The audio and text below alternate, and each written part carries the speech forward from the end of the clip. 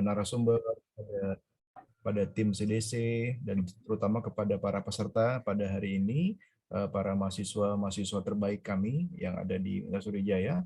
Pada hari ini saya juga mewakili Pak Bapak WR3 yang tadi harusnya bisa membuka acara karena ada kesibukan beliau mendadak rapat dengan Pak Rektor. Ini juga kami rapat dengan Zoom.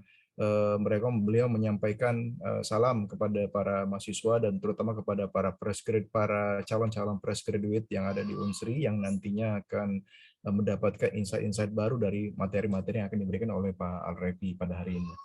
Untuk itu izinkan saya dulu untuk menggambarkan tentang CDC. Tidak bosan-bosan saya ingin mempromosikan tentang CDC. Wah, gitu ya.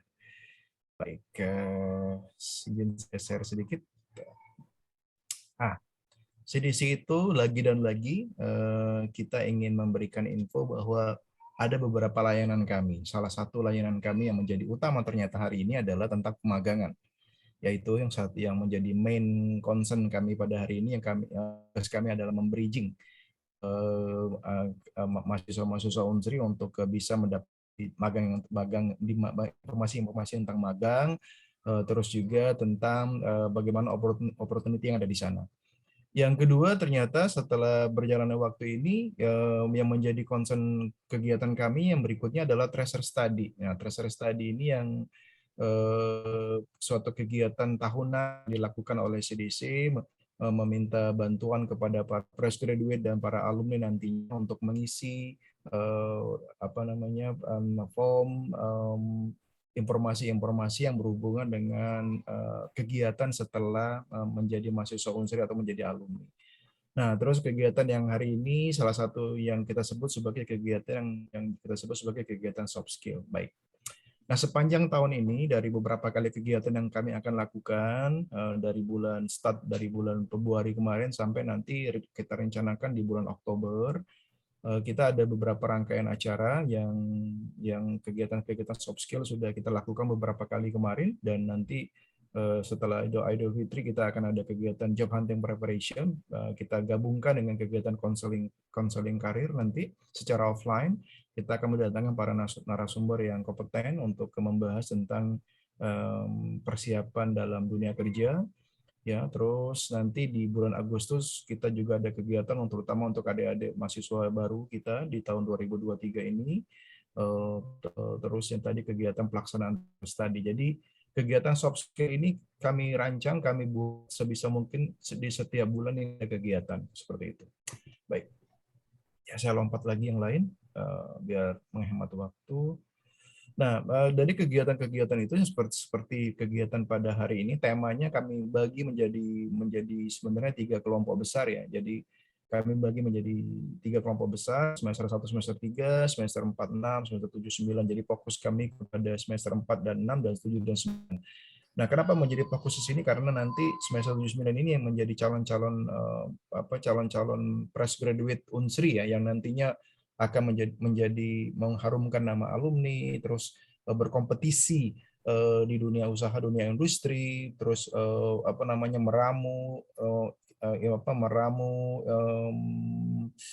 perencanaan yang tepat untuk menjadi seorang technopreneur, untuk menjadi seorang pengembang startup dan sebagainya. Jadi makanya 28 sampai 22 kegiatan sepanjang tahun ini kami akan membuat supaya fokus di semester 4, semester 7, semester 9 supaya upgrade knowledge dan insight-insight yang baru yang akan kita dapatkan seperti itu. Nanti kita akan ada di akhir tahun kita akan ada namanya kegiatan Career Expo yang akan menggandeng beberapa pihak industri untuk bergabung dalam kegiatan-kegiatan kita. Ini contohnya tahun 2021, ini tahun 2022, kemarin nanti tahun 2023 ini juga kita pengen lebih dahsyat lagi, lebih berdampak ya, terungkit dan berdampak seperti itu. Kita sebut berdampak karena kita pengen sebanyak mungkin para alumni bisa mendapatkan insight daripada HRD, begitupun banyak perusahaan yang akan ngasih talk kepada para fresh graduate ini untuk memberikan view bagaimana di luar sana seperti itu ya. Jadi selain kegiatan ini juga setiap waktu kami selalu memposting tentang kegiatan open recruitment dan campus hiring di Instagram kami. Terus kami juga berusaha untuk menjadi bridging ya kepada para perusahaan-perusahaan yang ingin langsung meng-hire para alumni Unsri. Dan terakhir kegiatan yang kami sebut sebagai counseling days. Counseling days ini yang salah satunya tenaga ahli yang di counseling days ini adalah Dr. Al-Refi pada hari ini. Mungkin itu dari saya ya, mewakili Wakil Rektor Bidang Kemahasiswaan dan Alumni. Acara pada hari ini sesi soft skill yang diadakan oleh CDC Unsri resmi kita buka. Terima kasih Pak Dr. Al-Refi yang telah menjadi narasumber pada kegiatan kali ini. Saya kembalikan ke Mbak Santi. Baik, terima kasih banyak Pak Dery Setiawan PhD sudah mengawal kegiatan CDC Unsri pada hari ini. Selanjutnya teman-teman sudah tidak sabar ya rasanya kita mengulik bagaimana how to change your mind and your life yang akan disampaikan oleh Bapak Dr. Al-Refi. Sebelumnya izinkan saya untuk menampilkan terlebih dahulu profil dari Bapak Dr. Al-Refi. Pak Al-Refi merupakan alumni Universitas Sriwijaya yang lulus tahun 2011, teman-teman ya. Kemudian melanjutkan pendidikan S2-nya atau pasca sarjananya di Universitas Pendidikan Indonesia. Dan baru saja beliau ini menyelesaikan di tahun 2022 gelar doktor ataupun S3-nya di Universitas Pendidikan Indonesia dengan riwayat pekerjaan yang menjadi dosen dari tahun 2015 sampai dengan sekarang, dan juga sudah banyak sekali memimpin ataupun menjadi narasumber dalam berbagai kegiatan. Selanjutnya mungkin akan langsung memperkenalkan diri ya, kami sambut pada Bapak Dr. Al-Refi, kami persilahkan. Baik, terima kasih Mbak Santia. Bismillahirrahmanirrahim. Assalamualaikum warahmatullahi wabarakatuh. Waalaikumsalam warahmatullahi wabarakatuh. Alhamdulillahirrabbilalamin alladzi khalaqal mauta wal hayata liyabluwakum ayyukum ahsanu amalan wa huwal azizul ghafur. Allahumma shalli ala Muhammad wa ala ali Muhammad kama shallaita ala Ibrahim wa ala ali Ibrahim innaka Hamidum Majid. Yang saya hormati Pak Dery Setiawan, beliau ini kepala CDC Unsri yang menurut saya sangat energik ya, mudah berkarya gitu kan, dan memimpin kami yang dosen bisa dikatakan masih junior beliau gitu. Saya belajar banyak dengan Pak Dery Setiawan juga, kemudian Pak Iwan Setiabudi sebagai Wakil Rektor 3 yang telah menyetujui acara penyelenggaraan kita pagi hari ini, dan tak lupa juga saya mengucapkan terima kasih pada Mbak Santi Marcelina. Beliau ini narahubung ya, saya sering WA beliau gitu. Kegiatannya gini Mbak, gini Mbak. Terima kasih banyak Mbak Santi dan Pak Deris. Tadi sudah diperkenalkan secara singkat oleh Mbak Santi mengenai riwayat pekerjaan dan riwayat pendidikan juga.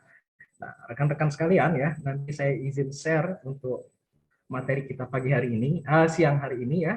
Dan saya juga meminta teman-teman juga untuk menyediakan pulpen dan kertas ya masing-masingnya. Nanti ada beberapa sesi yang perlu dicatat atau yang ditulis gitu kan.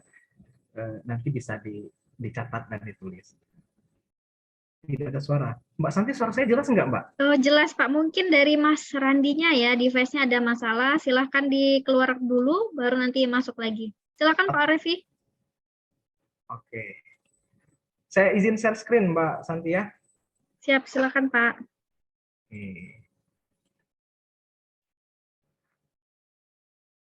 Oke, ini untuk materi kita siang hari ini ya. How to change your mind and your life ya. Artinya kita belajar optimisme. Apa optimisme? Karena optimisme ini ya lawan kata dari pesimisme. Orang yang pesimis itu mustahil optimis tuh. Artinya orang yang pesimis kecenderungan untuk optimis itu susah gitu. Jadi kita belajar bagaimana seseorang itu bisa optimis gitu kan. Optimis itu ya dengan cara merubah ini pikiran kita ya, pikiran dan juga ketika pikiran berubah maka hati juga berkesinambungan dan tindakan berubah. Jadi pikiran itu ranahnya kognitif. Kalau yang satunya lagi yang disebut dengan kehidupan itu ranahnya kan tindakan, artinya tindakan. Seseorang yang berpikir, seseorang yang merasakan, maka dia bertindak. Ada keselarasan antara pikiran, perasaan, dan tindakan. Jadi kalau seseorang yang dia berpikirnya itu negatif gitu, hatinya juga negatif, ada kecenderungan tindakannya juga negatif. Makanya teko itu hanya mengeluarkan isi teko dia. Kalau isi teko itu air teh, dikeluarkan air teh gitu. Kalau di teko itu comberan, yang dikeluarkan comberan gitu. Jadi tindakan itu bagian dari pikiran dan perasaan seseorang. Bagaimana orang bertindak, ya itulah pikiran dan perasaannya. Sebelum kita mulai ya, tadi pagi saya juga ikut webinar. Jadi saya ini selain mengisi juga sebagai peserta gitu, nggak malu untuk belajar gitu kan, dengan siapapun gitu. Karena saya baru sampai Indralaya ini Mbak Santi, baru sampai gitu kan. Kemarin saya kan di Bandar Lampung gitu kan, ada kegiatan juga di Unila. Nah, di perjalanan tuh saya ikut webinar juga tadi. Nah, saya menarik tuh dari webinar yang saya ikuti tadi. Coba teman-teman ya ditulis ya. Bagaimana perasaan teman-teman sekarang ini menilai kesejahteraan atau kebahagiaan? Tulis saja dengan angka tuh. Artinya kalau 1 sampai 10 gitu ya, itu semakin tinggi artinya semakin 10 semakin bagus tuh kesejahteraan dan kebahagiaannya. Silakan teman-teman ya, tulis di kolom chatnya. Angka 1 sampai 10. Rentang kebahagiaan ya. Nah, 8. Oke. Oh, ini luar biasa Mbak Santi. 4. Nah, ini ada apa ini dengan 4? 7. Wah, 10, ada 10 tadi ya. Oke, 7. Nah, ini Agus Sanjaya nih, rekan saya ini. Teman saya Mbak Santi. Jadi yang ikut ini tidak hanya dari Unsri Mbak Santi ya. 9, 5. Nah, ini 1 nih. Ah, ini perlu ngobrol lebih lanjut ini nanti. Nanti ikut tuh kalau ada counseling day gitu ya. Jangan nggak ikut. Karena kalau ngobrol di keramaian gini nggak tuntas nanti. 1, 7, 6, 5, 8, 9, 8. Ada yang 10 juga Masya Allah ya. 5, 2, 7, 7. Oke, tapi yang saya lihat di sini kebanyakan 5 ke atas gitu ya. Artinya teman-teman yang di bawah 5 kita berharap semoga bisa meningkat. Kalau ada persoalan itu semoga bisa diatasi. Kalau ada masalah itu semoga bisa dibicarakan gitu ya. Nah, nanti teman-teman siapkan pulpen sama ini tuh, sama kertas, terutama yang angkanya di bawah 5 tadi tuh. Penting itu nyiapkan ya. Oke, saya lanjut ya. Quarter life crisis ya. Apa yang disebut dengan quarter life crisis? Kenapa saya mulai dari sini dulu ya? Karena setiap periode seseorang itu ya, suatu periode di mana seseorang itu menghidupi krisis. Orang itu merasakan krisis dalam kehidupan. Ya, nggak ada orang itu yang 100% selalu bahagia, itu enggak. Krisis secara emosional ketika mereka harus membuat pilihan hidup. Artinya rentang usia teman-teman mahasiswa itu kisaran 17 tahun ke atas. Nah, 18, 19, 20, sampai 30. Nah, itu rentan menghadapi yang disebut dengan QLC, quarter life crisis. Orang yang seperti ini biasanya dia mulai mempertanyakan diri sendiri tanpa henti, kehilangan identitasnya gitu, dan mereka itu mempertanyakan pilihan karir gitu. Nah, biasanya dialami usia 18 sampai 30 tahun. Tadi saya sampaikan siapkan pulpen sama kertas. Sekarang teman-teman ya, cita-cita SD-nya dulu apa, tulis, dan sekarang ini kira-kira sesuai nggak dengan cita-cita waktu SD dulu. Nah, tulis aja. Jadi cita-cita SD misalkan apa istilahnya itu anggaplah insinyur misalkan. Ketika sekarang ini jurusan ekonomi, nah itu berarti kan ada perubahan tuh. Nah jadi teman-teman tulis saja cita-cita SD dan sekarang. Kalau sekarang kerja, tulis saja kerja di mana. Kalau sekarang masih kuliah, tulis saja prodi apa gitu. Nanti kita cek apakah sesuai antara cita-cita SD dengan kondisi yang. Oke ya. Teman-teman silakan tulis dulu di kertas masing-masing. Oke. Saya lanjutkan ya. Orang yang menghadapi QLC itu, mereka bingung tuh apa yang harus dilakukan dengan hidup dan berusaha mencari tahu apa yang hilang. Jadi di dalam kehidupan itu mereka bingung gitu ya. Mereka tidak bisa menentukan arah gitu. Kalaupun kuliah juga mereka nggak tahu nanti lulus itu mau kemana gitu. Kenapa gitu? Karena dalam mengambil keputusan mereka sulit dalam mengambil keputusan. Kira-kira kalau digambarkan orangnya kayak gini nah, duduknya kepala menunduk gitu kan, merenung, nggak tegap dia. Adanya motivasi yang kurang di situ. Dan terkadang juga mereka itu bingung tuh antara memilih petualangan hidup. Petualangan hidup ini ya apa istilahnya tuh mencari petualangan gitu kan. Kalau misalkan diajak temannya ikut ke sana dia mau ikut, diajak ke sana dia mau, diajak ke situ dia mau, tanpa ada tujuan. Nah gitu, dia ikut tanpa ada tujuan gitu.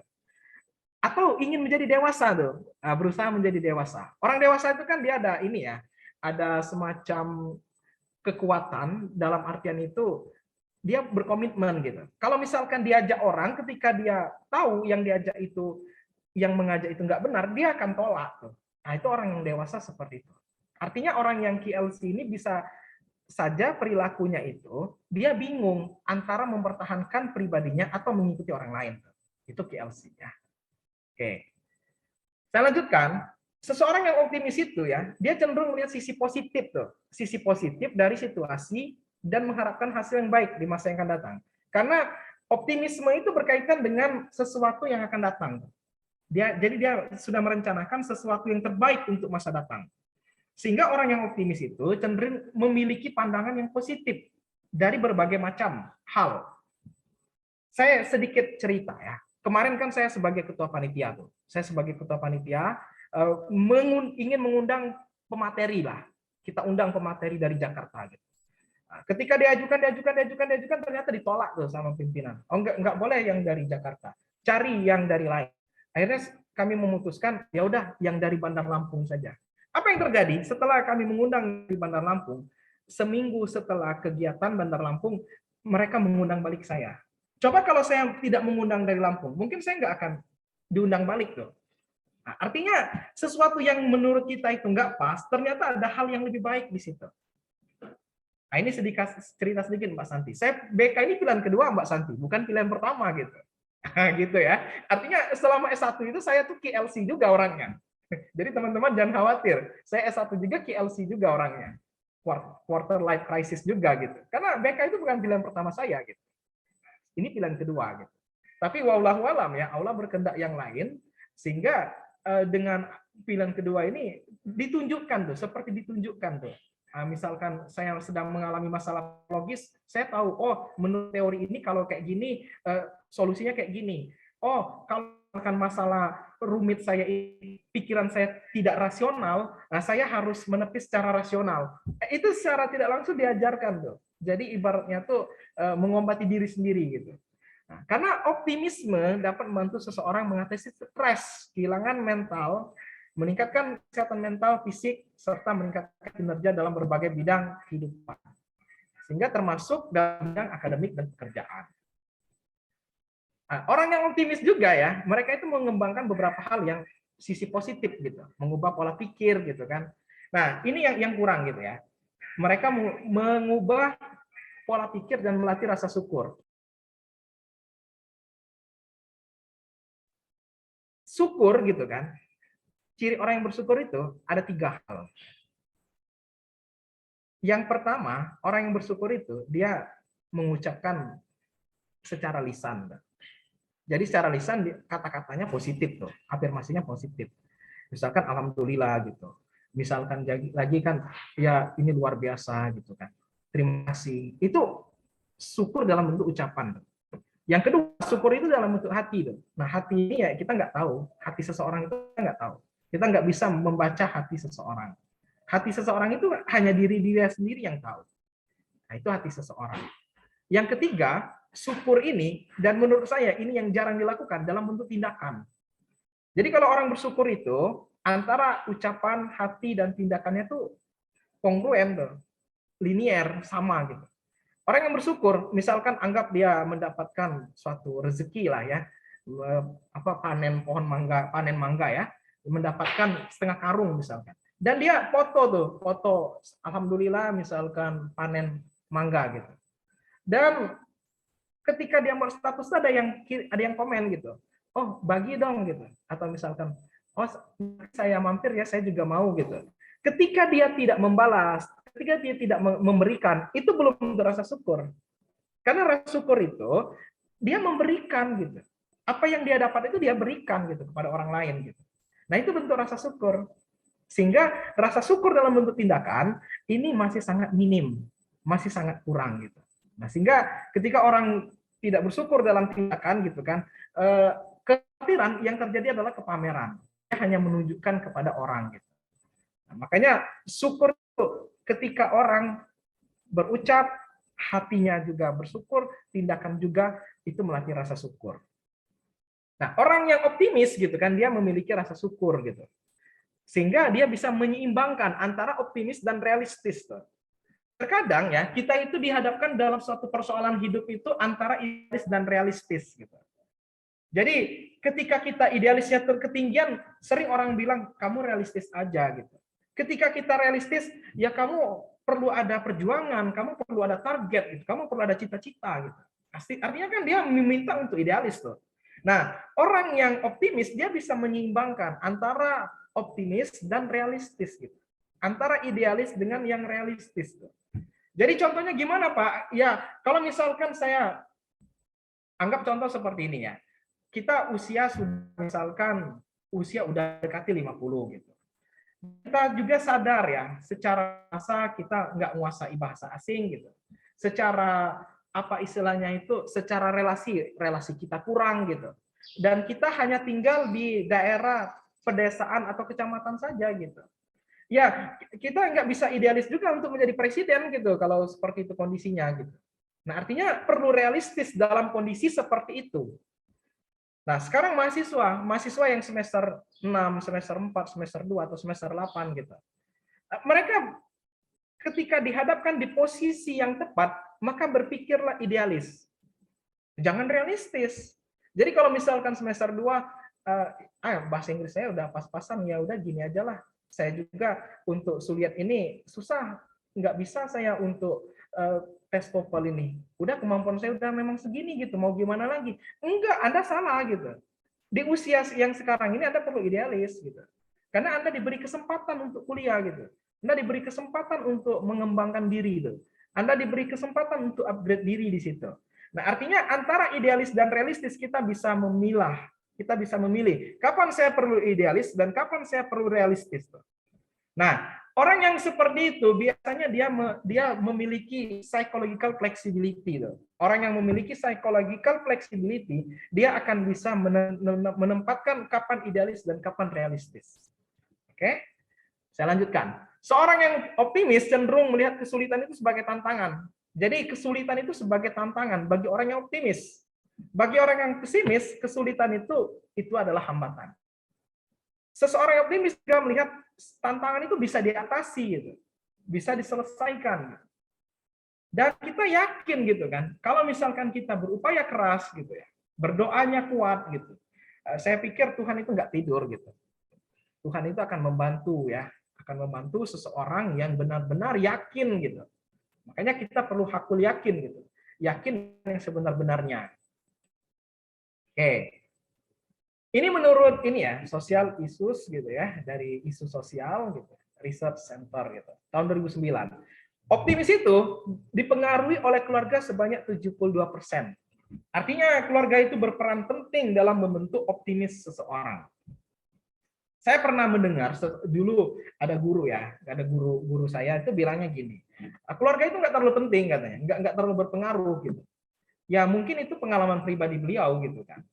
Mungkin karena mau bagaimanapun keluarga itu pengaruhnya besar tuh. Makanya ada istilah buah tidak jatuh dari apa istilahnya itu dari pohonnya gitu, tidak akan jatuh jauh dari pohonnya itu sendiri buah itu. Karena keluarga itu membentuk optimis itu 72%, porsinya itu besar sekali tuh. Kesehatan pribadi itu 65% gitu. Ekonomi politik global 12%. Artinya keluarga itu. Kenapa gitu ya? Kenapa ekonomi itu tidak besar, tidak 72%? Karena tidak sedikit orang yang memiliki ekonomi yang mapan justru hidupnya kacau balau. Karena dia tidak bisa mengatur secara psikologis dan secara spiritual gitu. Jadi mendapatkan gaji 10 juta ketika dia tidak bisa memanage keuangan dalam sehari 2 hari habis itu. Nah, berbeda dengan orang yang mendapatkan gaji misalkan 2-3 juta saja, tapi manajemen keuangannya bagus, selama 1 bulan dia bisa mengatur kehidupan. Nah, makanya ekonomi bukan pengaruh besar, tapi keluarga pengaruhnya sangat besar. Ketika kita memiliki seorang anak gitu kan, dan anak itu berkata, ayah, ibu gitu, atau papa atau mama gitu, ini nilai saya gitu. Dan kita merespon mereka itu, oh ya letakkan aja ke sana, ibu lagi ngerjakan ini. Itu anak berpikir. anak akan berpikir gitu kan, ada rasa empati yang kurang tuh. Dia udah semangat cerita gitu kan, tetapi tidak diapresiasi lebih gitu. Itu berpengaruh tuh. Saya pernah ngajar, dulu itu pernah ngajar selama 8 semester di level SMA. Saya mengajar itu di sekolah yang ekonomi menengah ke atas tuh. Wah, saya sudah senang masuk sekolah situ. Nah, ini kayaknya saya kerjanya nggak terlalu repot tuh, santai lah gitu. Ekonomi menengah ke atas, malah sedikit gitu. Apalagi masalahnya, ekonomi sudah menengah ke atas. Ternyata mereka itu memiliki masalah yang lebih parah dan lebih banyak. Bahkan salah satu band personel padi itu ya, anaknya itu siswa saya itu. Ketika itu ada ikut SMPTN. Wah, itu sampai guru itu menjemput dia. Kamu ada kesempatan nih, nilai kamu eligible gitu. Dia tidak terlalu rubris tuh. Ya bisa saja dalam pendidikannya itu, pendidikan keluarga itu kurang didukung tuh. Orang tua merasa anak itu seperti titipan laundry aja. Anak diberikan kemana? Dikasih ke sekolah. Taunya anaknya jadi pintar, jadi cerdas, jadi soleh gitu. Enggak seperti itu. Ketika memperlakukan benda mati dengan benda hidup itu ya beda gitu. Artinya ini penting digarisbawahi bahwa optimisme gitu ya dipengaruhi oleh keluarga itu sebesar 72%. Walaupun saya yakin ada faktor yang lain tuh, tapi menurut riset ini keluarga 72, kesehatan pribadi 65, ekonomi politik global itu 12%. Saya lanjutkan.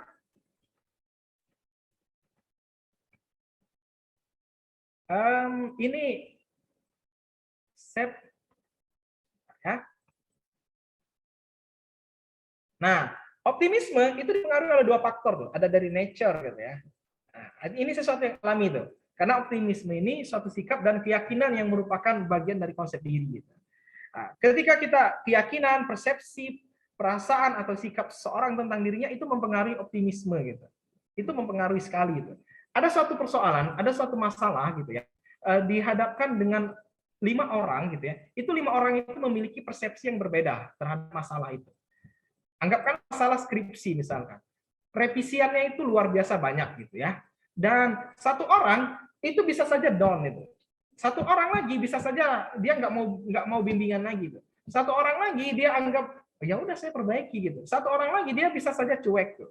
Karena memang beda tuh. Saya memiliki mahasiswa PA tuh banyak tuh. Ada sekitar berapa belas lah gitu. Ketika saya mengadakan pertemuan itu beda-beda tuh. Ada yang nggak hadir izin, ada yang nggak hadir cuek aja, ada yang selalu hadir gitu, ada yang ketika hadir itu nggak aktif gitu, ada yang hadir itu dia aktif. Artinya beda-beda tuh dalam menghadapi suatu persoalan, suatu masalah, orang menyikapi dengan cara yang berbeda. Nah, sehingga optimisme ini dipengaruhi oleh nature. Kualitas pensifatan individu itu pemaknaannya itu bagaimana dia bisa memaknai secara dirinya sendiri. Sehingga optimisme ini juga itu timbal balik juga dengan kepribadian gitu. Dia bisa optimisme itu bisa membentuk pribadi yang baik. Ketika pesimisme bisa membentuk pribadi yang kurang baik gitu. Nah, karena memang dari nature ini itu faktornya itu adalah faktor hereditas atau faktor bawaan gitu. Saya pikir ini teman-teman dari biologi lebih paham ini ya. Yang kedua ya dari lingkungan gitu, dari lingkungan. Nah, lingkungan itu juga berpengaruh gitu terhadap optimisme seseorang gitu. Lingkungan sosial budaya memiliki kontribusi yang besar dalam optimisme individu. Memang ada orang yang dia tidak mudah terpengaruh lingkungan gitu. Tapi walaupun dia tidak terpengaruh lingkungan, secara pikiran, secara perasaan itu terpengaruh. Ketika kita tidak merokok ya, kita dekat dengan merokok, walaupun kita tidak merokok, kita mencium bau asapnya. Artinya tetap terpengaruh ke lingkungan. Lingkungan itu tetap memberikan pengaruh. Tinggal bagaimana levelnya gitu. Apakah levelnya besar atau levelnya sedang atau levelnya kecil. Nah, itu yang membedakan. Tapi kalau pengaruh, lingkungan itu berpengaruh. Nah, yang berikutnya gitu ya. Kebudayaan itu mengatur kehidupan manusia gitu. Dari lahir sampai ia meninggal gitu. Karena memang kita hidup itu ya secara sosial. Manusia itu hidup itu secara sosial gitu. Sehingga pola-pola perilaku tertentu gitu ya, kebudayaan juga itu berpengaruh. Cara berpikir kita, cara bersikap kita, cara berperilaku kita. Ini berpengaruh gitu. Nah, ada ungkapan, misalkan orang dari daerah ini terkenal kayak gini, orang dari daerah ini terkenal kayak gini, orang dari daerah ini terkenal kayak gini gitu. Nah, itu karena memang kebudayaan itu mempengaruhi gitu. Tetapi itu tidak bisa digeneralisasikan gitu. Jangan salah ya, kita tidak bisa menggeneralisasikan gitu. Ada yang menyatakan, oh orang Jawa itu lembut-lembut gitu. Tidak semua orang Jawa lembut gitu. Ada yang mengatakan orang Medan, Palembang itu keras. Tidak semua Palembang dan Medan keras gitu. Nah, artinya tidak bisa digeneralisasikan. Tetapi berpengaruh ya iya. Jawabannya berpengaruh iya gitu. Saya ada teman ya, beliau ini dari daerah ya, dari daerah. Biasanya di daerah itu ya, di daerah dusun-dusun itu kalau bujang-bujang itu merokok mereka. Mereka tuh jarang kalau bujang dari dusun itu nggak merokok tuh hebat betul.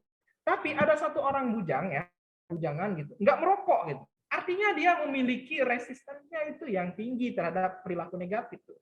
Dia ada barrier di situ, ada penghalang tuh. Walaupun lingkungan saya seperti ini, tapi saya tetap memiliki komitmen. Nah, orang yang seperti ini perlu dibangun. Yang tidak mudah terpengaruh seperti ini. Sejalan dengan konsep nature dan nurture sendiri ya, yang membicarakan tentang optimisme, dari SIRC sendiri menyatakan bahwa optimism itu is a combination of nature and nurture gitu ya. Artinya gini, adanya faktor hereditas, adanya faktor bawaan, SIRC menyatakan bahwa optimisme itu dipengaruhi oleh baik itu hereditas ataupun lingkungan. Tinggal bagaimana orang lebih cenderung kemana. Nah, itu silakan, tidak usah diperdebatkan. Misalkan orang yakin, saya yakin pengaruhnya lingkungan Pak, ya silakan. Gitu. Saya yakin memang faktor bawaan, ya silakan, karena memang kedua-duanya itu berpengaruh. Oke, self knowledge ya, self knowledge sendiri gitu kan, merupakan dasar pengetahuan dan kondisi psikologis gitu, yang tersirat pada individu. Saya memang orang BK orangnya. Saya memang orang bimbingan dan konseling. Tapi setelah saya jalani S2, S3, saya lebih banyak mengkaji psikologis gitu. Bahkan untuk judul disertasi sendiri saya mengkaji dari kajian psikologis tuh. Bahkan orang psikologi bertanya, "Bapak dari psikologi?" "Enggak," kata saya dari pendidikan gitu. Karena memang kajian psikologis ini berpengaruh besar tuh dalam kehidupan. Dalam kehidupan itu berpengaruh gitu. Psikologis juga itu bisa dikaitkan dengan religiusitas gitu. Artinya psikologis ini menurut saya salah satu jurusan yang bisa kemana-mana bekerja itu ya psikologis ini gitu. Karena di perusahaan butuh HRD gitu, di rumah sakit butuh psikolog, psikiater gitu, di sekolah butuh psikologi anak tuh. Artinya psikologis ini berpengaruh besar. Apapun pekerjaan Anda perlu mempelajari psikologis walaupun secara umum. Seorang atasan yang tidak paham psikologis, dia akan semena-mena dengan bawahannya. 24 jam dia telepon saja bawahannya. Tapi orang yang mengenal sisi psikologis, dia nggak akan menghubungi karyawannya di jam-jam istirahat. Dia nggak akan menghubungi karyawannya di jam-jam waktu keluarga.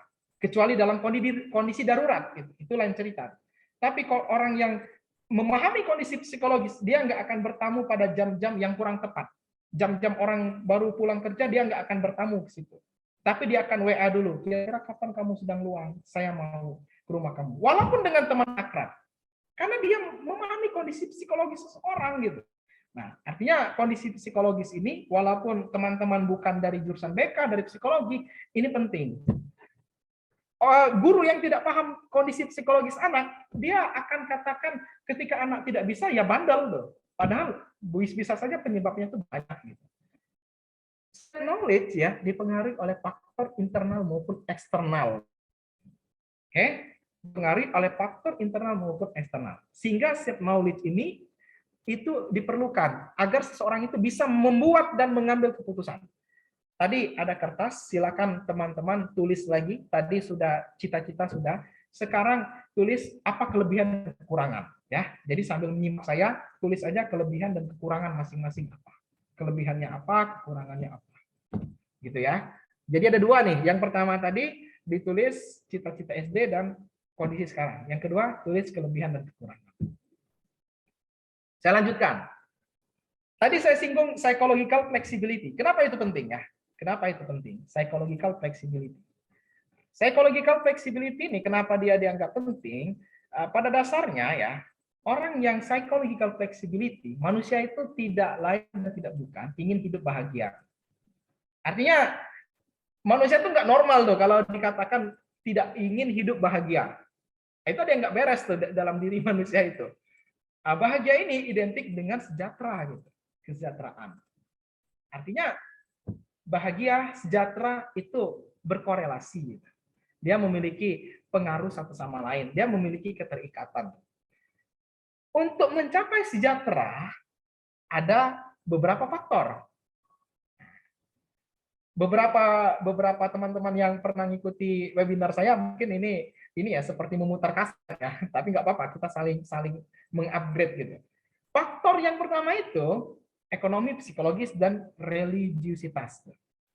Tetapi orang cenderung berkata ketika sejahtera, ketika bahagia, yang ditingkatkan itu adalah ekonomi itu. Nah gitu. Kenapa kamu pindah dari tempat kerja A ke kerja B? Karena di kerja A ini gaji saya sekian gitu. Di B ini gajinya lebih gede, saya pindah. Mendengar kalimat seperti itu sangat sering gitu. Sudah sangat sering. Alasan orang pindah kerja karena masalah kenaikan gaji. Tapi kenapa kamu pindah dari tempat A ke tempat B? Karena di tempat B itu tempatnya lebih dekat dari saya. Yang kedua, di tempat B itu bagi seorang muslim ya, ketika jam sholat, saya bisa sholat tepat waktu. Nah, itu jarang tuh yang kayak gitu. Yang kayak gitu jarang. Biasanya orang berpindah tempat kerja itu karena faktor ekonomi gitu. Nah, kalau Anda berpikir bahwa ekonomi merupakan faktor kuat untuk sejahtera, itu sudah banyak contoh. Salah satu anak pejabat ya, salah satu yang istrinya itu adalah seorang aktris terkenal di Indonesia gitu. Itu ekonominya udah mapan loh. Mertuanya itu termasuk yang terkaya di Indonesia gitu. Tapi masalah juga gitu. Psikologis dan religiusitasnya bermasalah. Saya pernah dengar ada dulu, mungkin saya belum lahir ya, Marilyn Monroe gitu ya, ada Nirvana, vokalis Nirvana, itu meninggalnya itu bukan dalam kondisi baik-baik tuh. Ada yang bilang bunuh diri, ada yang bilang overdosis tuh. Nah, artinya ketika kita berpikir hanya ekonomi tuh, orang itu kan manusia itu kan cenderung bosan tuh. Lakukan apapun yang di dunia ini pasti akan bosan. Apapun yang ada di dunia ini lakukan terus-menerus setiap hari itu bosan tuh. Saya ketika pertama kali tampil webinar itu senang, bangga gitu. Tetapi kalau setiap hari terus, saya juga perlu relax juga. Saya rehat sejenak ya, nanti ngisi lagi. Tapi kalau awal-awal ya itu apa istilahnya itu ibarat orang baru bisa bermotor itu kan mau motor terus tuh gitu. Nah, artinya sesuatu yang di dunia ini dilakukan terus-menerus akan bosan. Orang yang terbiasa naik pesawat gitu, orang yang terbiasa naik hotel, kalau terus-menerus setiap hari dilakukan tanpa ada jeda, mereka akan bosan. Nah, artinya ekonomi bukan satu-satunya faktor yang berpengaruh. Nah, yang berpengaruh itu, pengaruh yang lain adalah psikologis dan religiusitas. Religiusitas itu ketika orang yang religi, biasanya orangnya tenang tuh orangnya. Orang yang religinya bagus, biasanya orangnya itu tidak mudah gegabah. Gitu. Orang yang religinya bagus ya, biasanya dia bisa menahan amarah. Gitu. Nah, orang yang psikologisnya bagus ya, biasanya orang ini bisa melihat situasi kondisi, baik ke diri dia maupun ke orang lain. Orang yang psikologis yang bagus, belum tentu dia mengatakan selalu iya terhadap orang lain gitu. Jadi, misalkan ada teman yang ngajak, ayo kita kumpul lah malam-malam. Kita begadang gitu, kita kumpul-kumpul aja gitu. Nah, ketika dia menolak, mohon maaf saya kalau malam tidak bisa gitu. Paling kalau mau kumpul-kumpul nanti di waktu yang tepat. Orang yang seperti itu bukan berarti orang itu nggak baik gitu. Tapi psikologisnya bagus, dia asertif dia berani mengatakan sesuatu yang tidak kalau memang tidak. Dia berani mengatakan sesuatu yang iya kalau memang iya gitu. Nah, kita ini sebenarnya hati saya tidak, tapi mulut saya iya gitu. Nah, itu psikologisnya itu ini tuh, ada yang kenapa seperti itu? Karena saya nggak enakan gitu. Nah, itu psikologisnya itu asertifnya kurang orang yang seperti itu. Oke. Psychological flexibility merupakan bagian penting dalam kesehatan mental. Kesehatan itu ya ada dua tuh, ada kesehatan fisik, ada kesehatan psikis. Kesehatan jasmani, kesehatan rohani, bahasa lainnya. Nah, kita itu kalau misalkan sakit secara fisik, wah itu keluarga repot gitu. Anggap kalah misalkan, si A ini sakit dia. Sakit apa? jantung misalkan, ginjal, dan lain-lain, kencing manis. Memang parah, sakit itu parah. Oh itu keluarga tuh pada panik tuh. Terus gimana? Ya udah, mobil kamu jual, rumah kamu digadai, apalah gitu, untuk biaya obat dia gitu. Tetapi ketika ada sanak keluarga kita yang stres, yang depresi gitu, yang mengalami kecemasan yang berlebih, apakah sepanik itu? Tidak gitu. Mereka tidak sepanik itu. Padahal orang yang depresi benar-benar parah itu bahaya. Orang yang benar-benar depresi, benar-benar parah, itu bahaya. Orang yang stres tingkat tinggi, itu bahaya. Saya ada cerita, ini kisah nyata. Ini ada seorang, mudah-mudahan kita tidak mengalami kondisi ini ya. Adik ipar dengan kakak ipar. Adik ipar ini gitu ya, orangnya itu memang nyerocos lah ngomong itu, yang ngomongnya nyerocos gitu kan. Nggak pedulilah orang tersinggung atau tidak tersinggung gitu. Nah, kakak iparnya juga kayak gitu tuh orangnya, sama-sama mereka. Jadi kalau perdebatan itu nggak mau ngalah tuh. Yang adik ipar mau menang, yang kakak ipar mau menang. Suatu ketika mereka buka bersama. Ketika mereka buka bersama gitu kan, yang kakak ipar ini nyindir-nyindir. Nanti kalau sudah makan dibersihkan ya, nanti kalau sudah ini dicuci ya. Memang dia nggak bilang ke adik iparnya langsung, tapi bilang ke adik kandungnya gitu. Si A nanti kalau kamu udah pulang, ini jangan lupa dicuci ya, misalkan. Terus kakak iparnya ini dipanggil ibunya, sini gabung kita buka bersama. Enggak ada tamu gitu, saya nggak mau gabung gitu. Nah, adik iparnya tadi tersinggung, kamu ngapa gitu? Kok nyindir-nyindir saya gitu kan? Akhirnya terjadi perkelahian di situ, perkelahian mulut dan mungkin perkelahian fisik. Ketika itu anaknya sudah bilang, Bapak, Ibu, ini masalah ini nggak bisa dibiarkan. Ini kakak nomor 1 yang bilang, masalah ini nggak bisa dibiarkan, kita harus selesaikan gitu. Kita harus ketemukan mereka, kita bicarakan baik-baik, kita cari solusi sama-sama supaya mereka ini damai. Gitu. Ya, karena tidak menganggap hal itu penting, ya udah nggak usah lah. Nanti kalau ditemukan kalian sama-sama emosi, nanti gimana gitu. Ya udah nggak usah lah. Dia anggap masalah itu tuntas tuh gitu ya. Akhirnya yang terjadi apa? Adik ipar itu melaporkan kakak iparnya ke polisi tuh. Dia merasa tersinggung, merasa dianiaya gitu. Masalah psikologisnya nggak beres. Mestinya dibereskan, dituntaskan tuh. Ini orang ini masih musuh-musuhan. Jangan tangi itu. Anda perlu di mediasi tuh. Orang ini perlu didamaikan gitu. Ada orang penengah supaya orang ini nggak berkonflik tuh. Apa yang terjadi? Kakak ipar dilaporkan ke polisi oleh adik iparnya sendiri itu. Ini malu-malukan betul itu. Malu-maluin benar. Tuh. Ini psikologisnya nggak ini. Mereka nggak menyadari sisi psikologis. Itu ya didamaikan gitu. Kalau misalkan mereka berbentak-bentakan, beradu argumen, ya silakan ketika ada penengah di situ, ada yang melindungi gitu. Nah kita ini sering menganggap aman gitu. Aman aja lah. Nanti baik sendiri. Nanti sembuh sendiri. Siapa bilang? Mungkin di daerah kabupaten-kabupaten ya seperti itu. Tapi kalau Anda lihat di provinsi-provinsi, apalagi di provinsi yang metropolitan, itu banyak sekali tuh yang orang yang datang ke konselor, orang yang datang ke psikolog itu banyak tuh, nggak sedikit tuh yang datang. Nah, tapi kita nggak menganggap itu penting loh. Nah, ini poinnya. Artinya psikologis itu merupakan suatu komponen yang penting. Saya lanjutkan ya. Psikologis yang pertama itu acceptance. Orang yang acceptance dia bisa nerima tuh, nerima, membuka, memberi ruang bagi perasaan, sensasi, dorongan dan emosi gitu.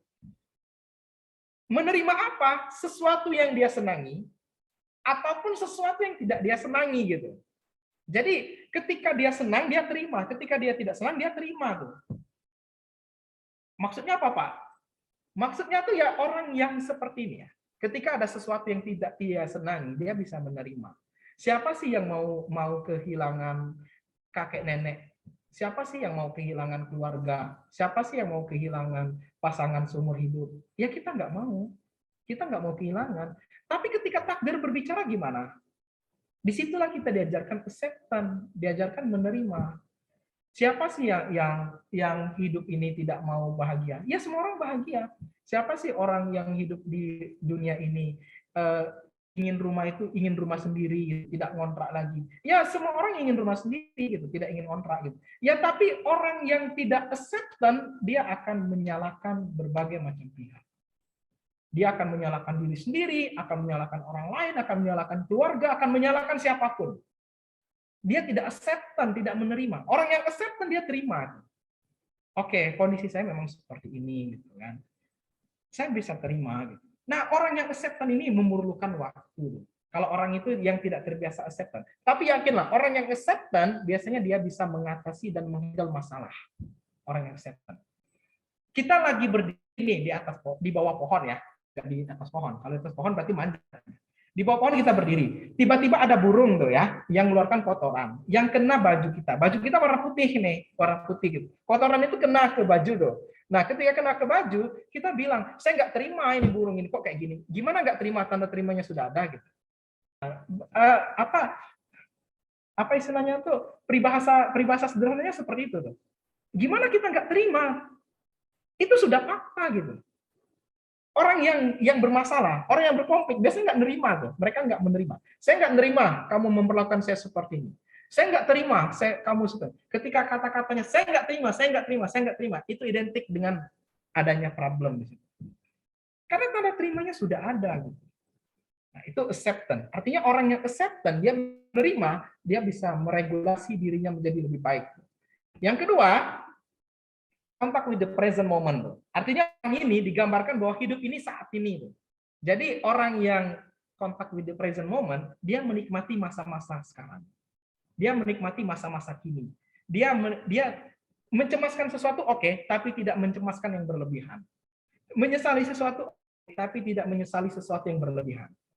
Ketika kita mencemas yang berlebihan, maka kita nggak akan untuk maju. Ketika kita takut berlebihan, maka kita nggak akan mencoba.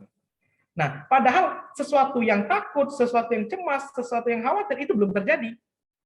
Itu belum terjadi. Nanti saya akan presentasi. Saya cemas. Saya nggak mau tampil lah. Kamu aja yang tampil. Padahal dia belum tampil.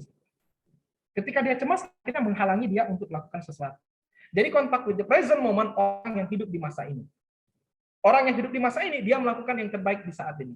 Dia melakukan sesuatu yang terbaik pada saat sekarang. Ketika dia membuat perencanaan, dia buat rencana yang benar-benar baik. Itulah orang yang contact with the present moment. Yang ketiga ada konteks diri namanya.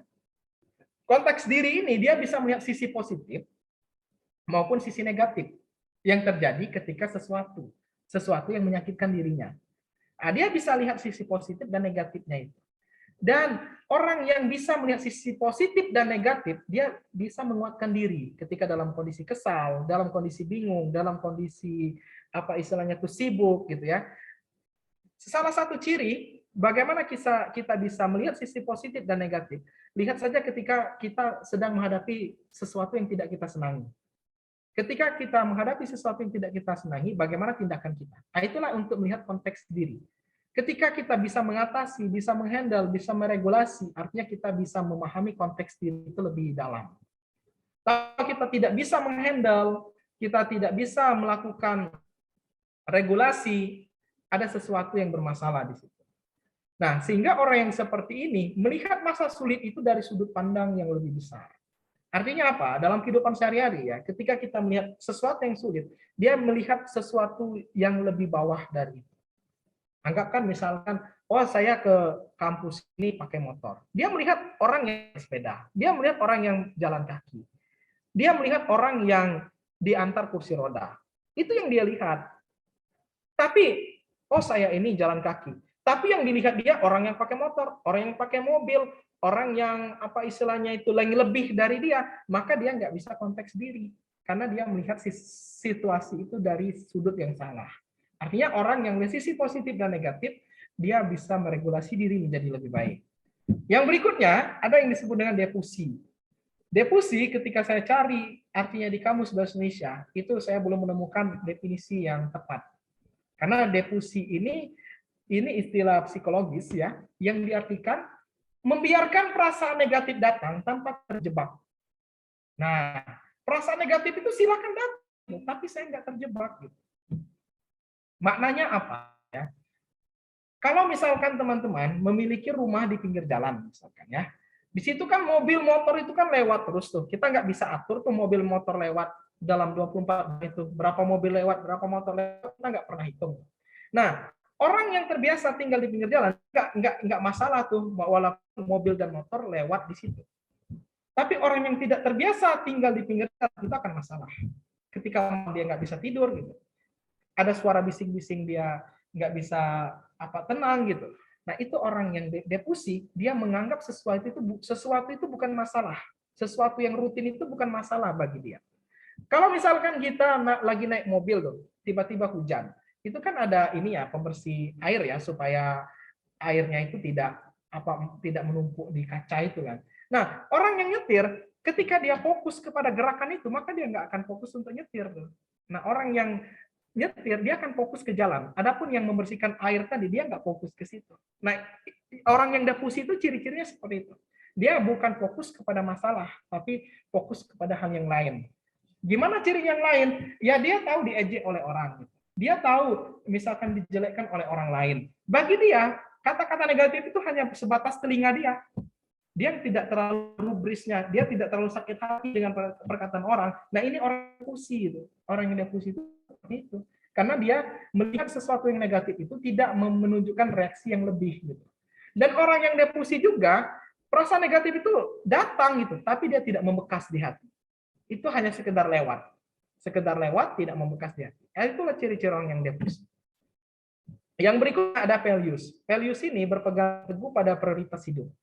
Artinya gini ya, seseorang itu memiliki prioritas hidup, apapun yang dia yakini, baik itu dari pesan keluarga, baik itu dari pesan dari guru, maupun pesan dari manapun, ada sesuatu yang dia yakini. Misalkan, saya yakin betul, kalau terlambat itu sesuatu yang memalukan. Ada orang yang seperti itu. Ada orang juga yang mengatakan gini, saya meyakini betul, kalau misalkan di rumah orang itu, tuan rumah dulu yang makan, baru saya sebagai tamu makan. Ada orang yang seperti itu. Tapi ada juga orang yang nggak masalah kok ketika tuan rumah menyuruh saya makan duluan walaupun dia belum makan. Ada yang seperti itu. Artinya values itu sesuatu yang kita yakini dan dia itu merupakan pedoman kita dalam menjalani kehidupan. Nah itu yang disebut dengan values. Yang terakhir ada commit action. Commit action ini sesuatu tindakan dari kita berjuang ketika gagal gitu ya, mengalami kegagalan tapi dia tetap berjuang. Berusaha menyelesaikan tugas walaupun pada kondisi sibuk. Nah ini nggak gampang tuh, berusaha menyelesaikan tugas walaupun kondisi sibuk. Nah, dan mengambil tindakan sesuai dengan nilai-nilai kehidupan. Nah ini orang yang commit action. Orang yang commit action ini kegagalan itu bukan akhir dari segalanya. Thomas Alva Edison itu contoh orang yang commit action. Dia sudah mengalami berbagai macam kegagalan tapi terus dicoba. Kalau ada sepak bola itu ada Cristiano Ronaldo itu ya orang commit action juga itu. Ini bukan berarti saya fans Cristiano Ronaldo, bukan.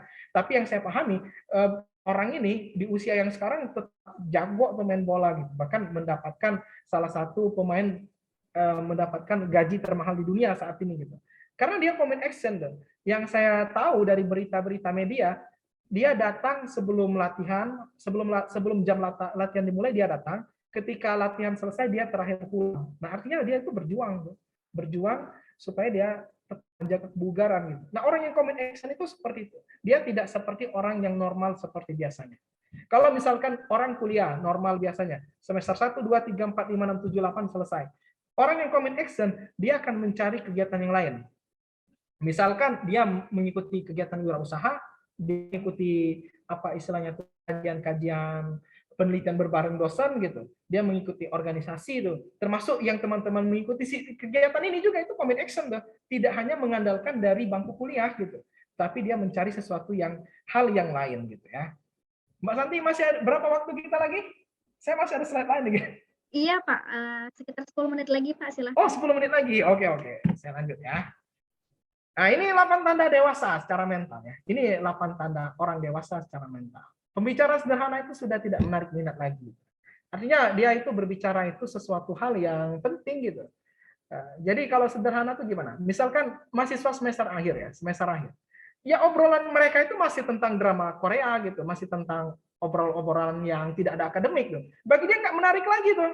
Bagi dia obrolan itu ya gimana kita menyelesaikan instrumen gitu. Kalau misalkan bab 1 ini pengalaman kamu gimana tuh?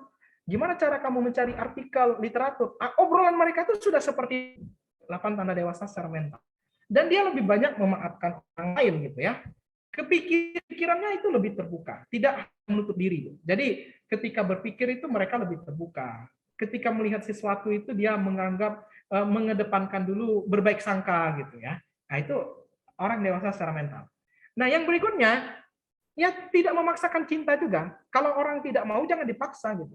Jadi dia bukan orang yang sakit hati, wanita satu-satunya gitu. Padahal wanita itu udah menolak dia tuh. Nah, orang yang seperti ini belum dewasa secara mental gitu. Jadi kalau misalkan dia memperjuangkan, ya dia berjuang. Tapi kalau misalkan jelas-jelas orang itu nggak mau gitu, dia sudah ada calon gitu, dia mau menikah gitu, dan kita sakit hati dengan orang yang mau menikah, itu belum dewasa secara mental gitu. Nah, itu ciri-ciri orang yang berikutnya itu menerima perasaan sakit hati. Ketika rasa cinta itu ditolak, ada sakit hati, dan dia bisa terima rasa sakit hati itu. Yang berikutnya itu tidak mudah menjudge orang lain. Di dalam apa istilahnya tuh diri seseorang itu ya, ketika dia melihat orang yang lebih muda, dia akan berpikir, oh dia lebih muda dari saya. Artinya dia memiliki kesalahan lebih sedikit dari saya. Ketika dia melihat orang yang lebih tua usianya dari dia akan berkata seperti, dia lebih banyak melakukan kebaikan dari saya karena usianya lebih banyak dari saya. Nah, dia berpikir seperti itu. Nggak berpikir dia usianya lebih dari saya.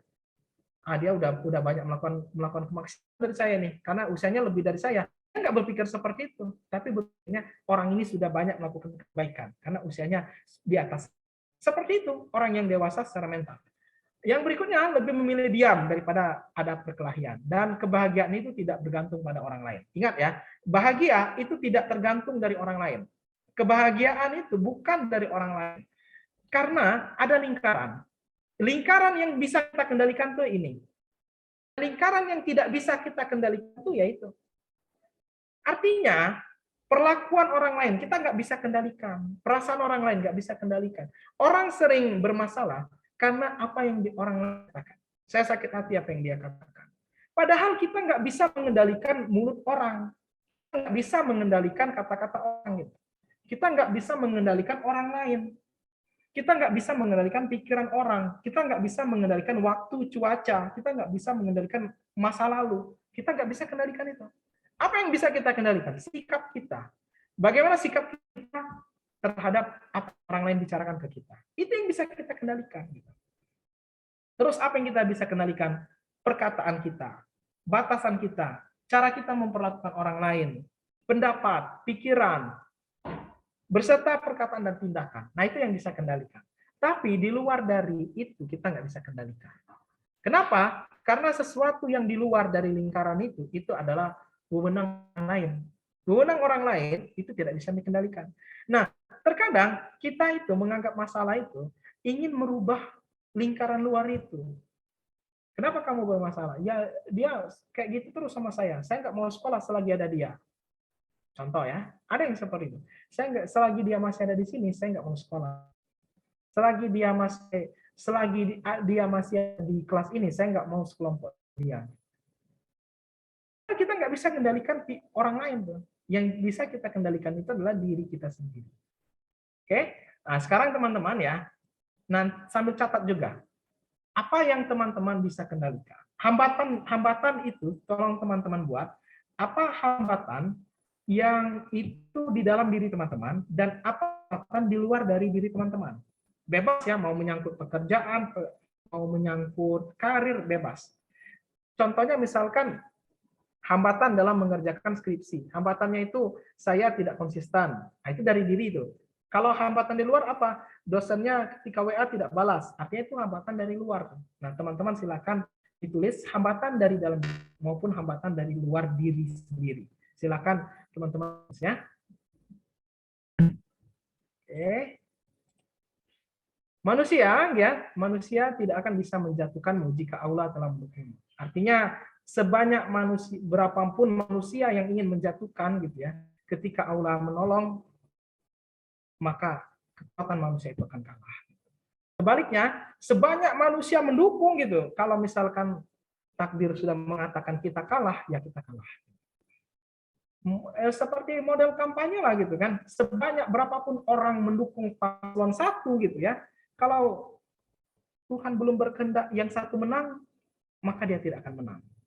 Nah, itu realitanya seperti itu. Oke, Terima kasih ya. Mungkin ini secara singkatnya ya. Nanti bisa ditanya jawab atau menyelesaikan tulisan tangan tadi. Oke, Mbak Santi, saya kembalikan ke Mbak Santi sebagai moderator.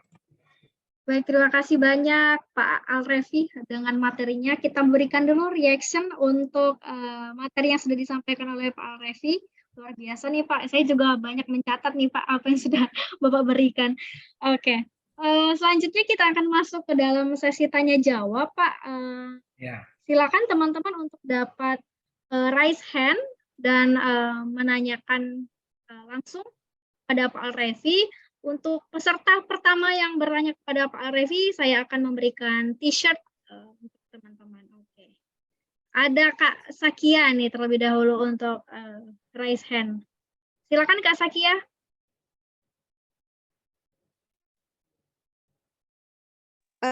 Assalamualaikum warahmatullahi wabarakatuh.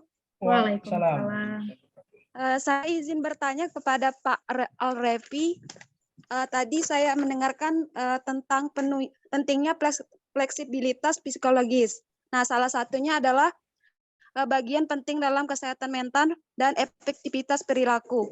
Nah, jika seseorang mengalami gangguan jiwa pada mentalnya, karena beberapa faktor yang merupakan membuat dia menjadi gangguan jiwa pada mental tersebut, yaitu seperti faktor lingkungan, sosial, dan sebagainya.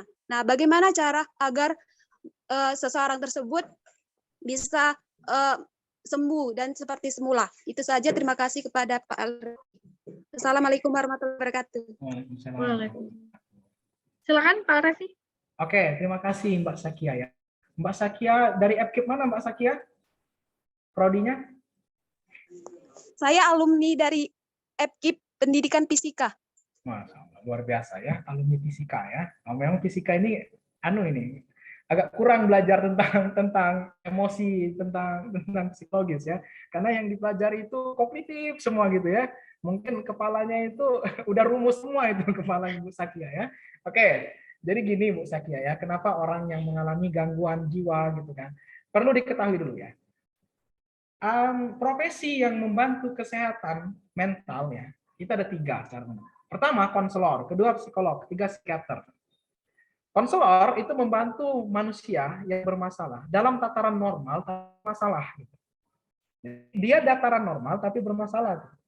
Banyak nggak yang seperti itu? Ya banyak gitu kan. Tataran normal bermasalah itu banyak gitu. Yang kedua psikolog ya. Psikolog ini dia udah lebih ini lagi membantu seorang itu dari perilaku, dari tingkah laku gitu kan. Karena kalau konselor itu kekuatan mereka itu di paraphrasing kalimat paraphrasing itu dan level empatinya gitu. Kalau psikolog itu ya mereka itu sudah melihat gejala-gejala yang lain. Nah, yang satunya lagi psikiater itu menggunakan obat. Artinya kalau misalkan orang itu ketika masih bisa diajak ngobrol, masih nyambung diajak ngobrol, itu konselor psikolog bisa bantu. Tapi kalau orang itu udah nggak bisa diajak ngobrol, ketika ditanya obrolannya itu udah nggak nyambung tuh, ketika ditanya sudah makan atau belum, jawabannya lain. Ini udah serahkan aja ke psikiater.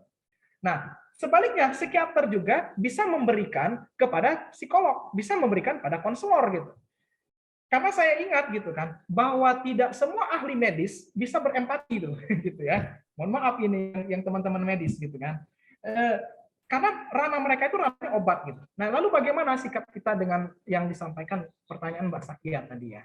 Yang pertama gitu ya, kalau masalah itu berkaitan dengan internal ya, kita bantu seseorang ini supaya dia strukturisasi kognitif istilahnya itu ya. Dia menstrukturkan kognitifnya. Ini anggap orang ini bermasalah, normal bermasalah ya, bukan ranahnya psikiater nih, normal tapi bermasalah. Jadi orang ini restrukturisasi kognitif. Artinya distrukturkan lagi pikiran-pikirannya. Pikiran yang tidak tidak logis, misalkan dari sisi irasional. Pikiran-pikiran yang irasional. Pikiran yang irasional ini, pikiran-pikiran yang tidak rasional tapi menjadi keyakinan diri dia. Pikirannya itu tidak rasional tapi menjadi keyakinan dirinya. Apa contohnya? Kalau ada orang yang melihat dia selalu berpikiran orang itu nggak senang dengan dia. Kalau ada orang yang berdua ngomong, dia selalu berpikir orang berdua itu membicarakan tentang dirinya. Nah, itu irrational belief tuh, kepercayaan yang tidak rasional. Apa yang dilakukan? Maka yang dilakukan adalah melakukan restrukturisasi kognitif. Sebaliknya, kalau orang ini bermasalah dengan eksternal ya, sekali lagi, bermasalah dengan eksternal, maka yang dibantu itu adalah acceptance, penerimaan. Bagaimana cara dia menyikapi eksternal itu? Bagaimana orang ini diajarkan bahwa kita itu nggak bisa mengendalikan orang lain loh. Kita itu nggak bisa ngatur cara orang berbicara loh. Yang perlu dirubah apa? Bagaimana sikap kita gitu.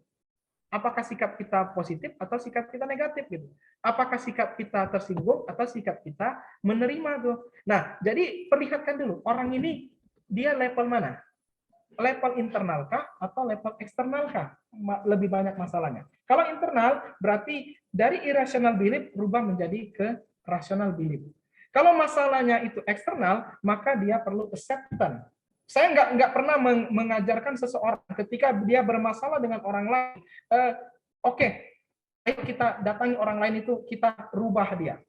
Itu bagi saya itu nomor 2 tuh. Yang pertama bagi saya itu adalah rubah dulu persepsi dia tentang orang lain itu. Karena sekali lagi kita nggak bisa merubah orang lain gitu. Terus orang ini berubah misalkan, dia ketemu orang lain yang sama karakternya dengan orang ini. Masa orang lain itu harus berubah lagi tuh? Terus dia lingkungan yang baru lagi, ketemu lagi dengan sikap yang kayak gitu. Orang lain harus mengerti dia, nggak bisa. Kita yang mengerti orang lain. Nah, jadi saran saya Mbak Sakia, identifikasi dulu orang ini masalah internal kah atau eksternal kah. Kalau internal, maka distrukturisasikan lagi pikirannya. Kalau eksternal, dia perlu acceptance. Mungkin itu Mbak Santi ya, jawaban dari saya. Baik, terima kasih banyak Pak Revi. Sungguh komprehensif untuk jawabannya. Semoga menjawab dari pertanyaan Mbak Zakia ya. Mbak Zakia silakan DM Instagram CDC Unsri. Mbak Zakia berhak mendapatkan t-shirt dari CDC Unsri. Selanjutnya ada Kak Yusnita Puspitasari Unsri Fisika. Silakan Kak Yusnita. Baik, terima kasih Mbak. Assalamualaikum warahmatullahi wabarakatuh. Waalaikumsalam. Saya izin bertanya Pak Al-Revi. Silakan. Di zaman sekarang kan banyak orang yang mempunyai open-minded yang masih berpikir dangkal. Nah, apakah menurut Bapak open-minded hanya sebatas kata saja? Dan bagaimana cara agar kita mempunyai pikiran yang positif, terutama ke orang lain yang kita anggap tidak baik? Dan tips untuk biar kita bisa percaya diri. Terima kasih, Pak. Assalamualaikum warahmatullahi wabarakatuh. Waalaikumsalam warahmatullahi wabarakatuh. Ini pertanyaannya walaupun singkat tapi banyak sebenarnya, tapi saya ringkas ya. Nanti kalau ada yang belum jelas boleh dikonfirmasi lagi ya. Nah, ketika berkaitan dengan open minded gitu ya.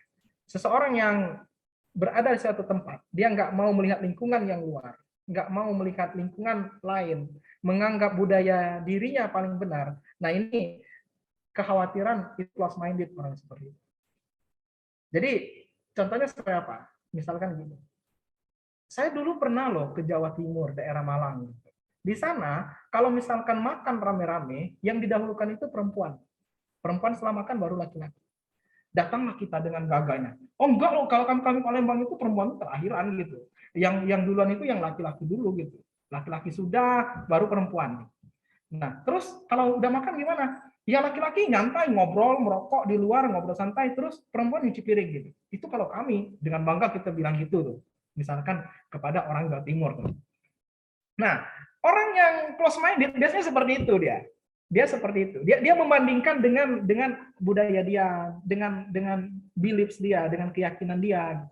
Atau gini, ada orang ketika makan gitu ya. Ketika makan ini anggapkanlah misalkan dalam seminggu sekali itu dia perlu makan di luar misalkan. Perlu makan di luar gitu. Perlu bersama-sama dengan keluarga itu istilahnya itu refreshing lah gitu. Ayo kita makan di luar gitu, makan di saung atau di mana gitu. Nah, datanglah kita. Oh, kalau kami masak terus, kami harus masak gitu. Kami nggak boleh makan di luar. Kalau makan di luar itu hitung-hitungan ya. Ini aja udah 450.000 nih. 450.000 kalau kami udah cukup makan selama 5 hari. Masak sendiri, masakan sama, rasa sama, lebih enak lagi, nggak pakai micin, nggak pakai rokok, lebih sedap lagi. Nah, itu close minded itu. Hati-hati ya. Nah, kita introspeksi diri juga, termasuk saya ini. Termasuk saya juga ini. Itu close minded tuh yang seperti itu. Artinya orang yang open minded gitu ya.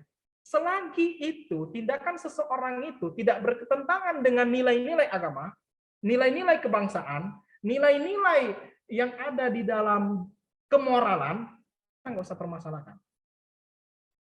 Di situ kita berusaha untuk adaptasi.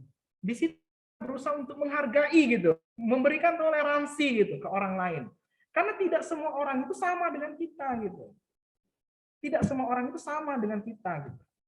Di situ kita perlu menghargai. Di situ kita perlu yang namanya itu mengenal orang lain tuh. Makanya ya, kalau ketika saya ke Palembang ini Mbak Santi, saya kaget lagi Mbak Santi. Karena kenapa? Di Bandung itu ya, saya bukan membangga-banggakan suatu budaya. Ketika ada orang yang lebih dewasa lewat depan saya, dia bilangnya gini Mbak Santi, punten Kang, mau lewat gitu. Wah, ini enggak saya temukan di Palembang gitu. Bahkan saya itu hanya melirik seorang. Itu dia ditanyanya, ngapa kau lihat-lihat gitu. Padahal hanya melihat gitu. Nah, artinya kita perlu memahami budaya ya. Kalau budaya di Palembang mungkin nggak pas saya bilang permisi numpang lewat Kak, agak kurang pas. Paling numpang lewat Kak, paling kayak gitu aja gitu. Tapi budaya Palembang diletakkan di Jawa Barat yang Cak lo kabar lo, apa lo Kak? Itu kurang pas Mbak Santi. Karena yang saya tahu, yang nanya apa kabar, apa lo Kak? Itu wong kita Palembang ya. Gitu. Kalau tempat lain itu apa kabar, sehat, ini gimana aktivitas sekarang? Mereka nggak nanyakan apa lo Kak itu. Karena kalau apa lo Kak itu kan identik dengan wong kita itu. Nah jadi kalau ini dibawa-bawa ke budaya lain ya jangan gitu. Nah artinya itu ya Mbak Yusnita tadi ya. Nah kita perlu mengkondisikan diri kita di mana kita tinggal gitu. Dan kita perlu mempelajari situasi, kondisi lingkungan yang baru gitu.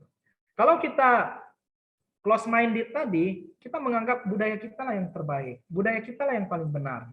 Sekarang saya tanya, budaya Sumatera Barat dengan budaya Sumatera Selatan. Budaya Sumatera Barat dia meyakini anak awak itu mau nikah sama ambo kan. Nah, sini anak awak itu yang datang di sini kan.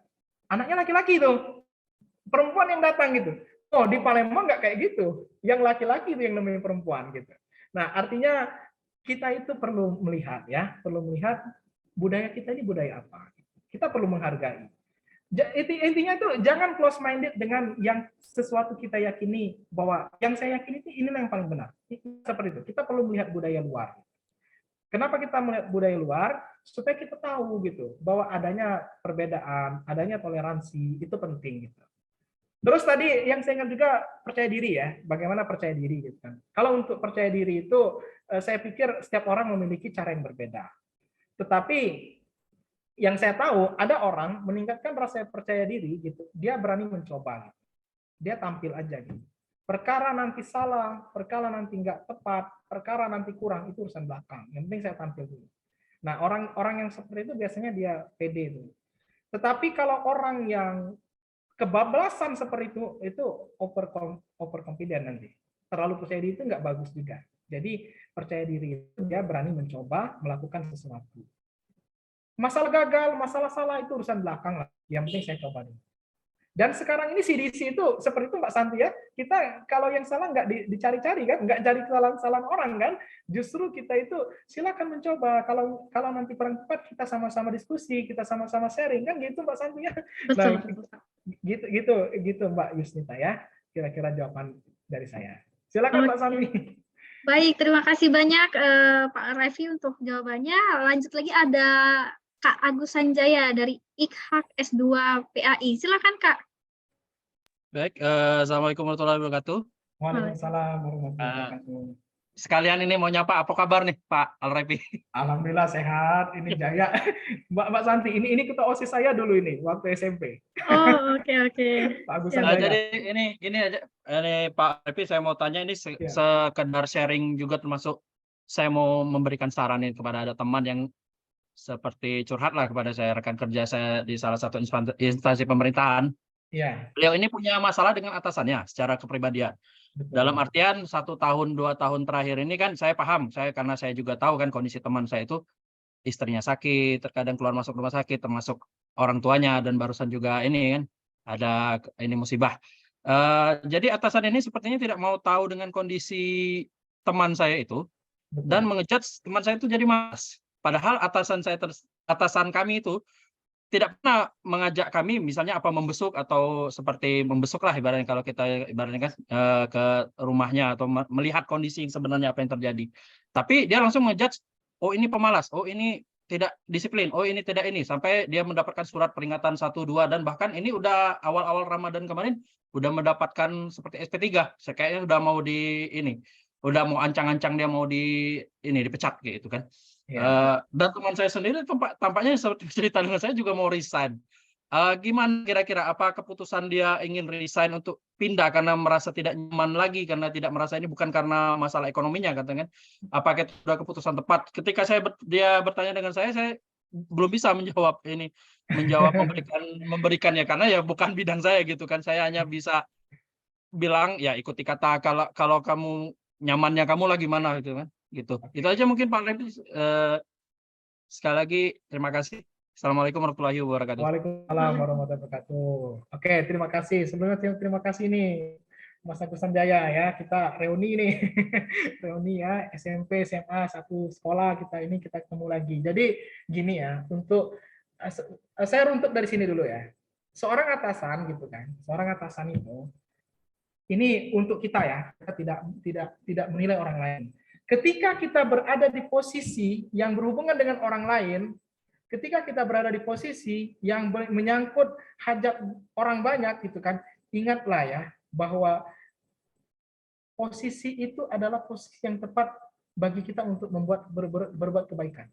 Artinya gini, gitu ya, ketika mungkin tanda tangan kita itu sepele bagi kita, tapi bagi orang lain itu sangat berkesan. Bagi orang lain itu bisa menentukan hal yang lain dan bisa bermanfaat yang lain. Jadi saya menyampaikan bahwa ketika kita berada di posisi yang strategis, maka gunakanlah strategi itu dengan tepat dan permudahlah urusan orang lain selagi itu benar. Kenapa saya katakan selagi itu benar? Ada mahasiswa karena menganggap saya ini mungkin sebagian gampang. Ketika itu nggak sesuai prosedur, saya katakan enggak, ini harus diselesaikan dulu, harus benar dulu, baru kamu ngadap saya lagi. Jadi ketika posisinya benar, itu ya. Jadi artinya seorang pimpinan perlu memahami kondisi psikologis seseorang. Terus berkaitan dengan teman tadi, kalau dia minta saran ya, dia minta pendapat kita gitu kan.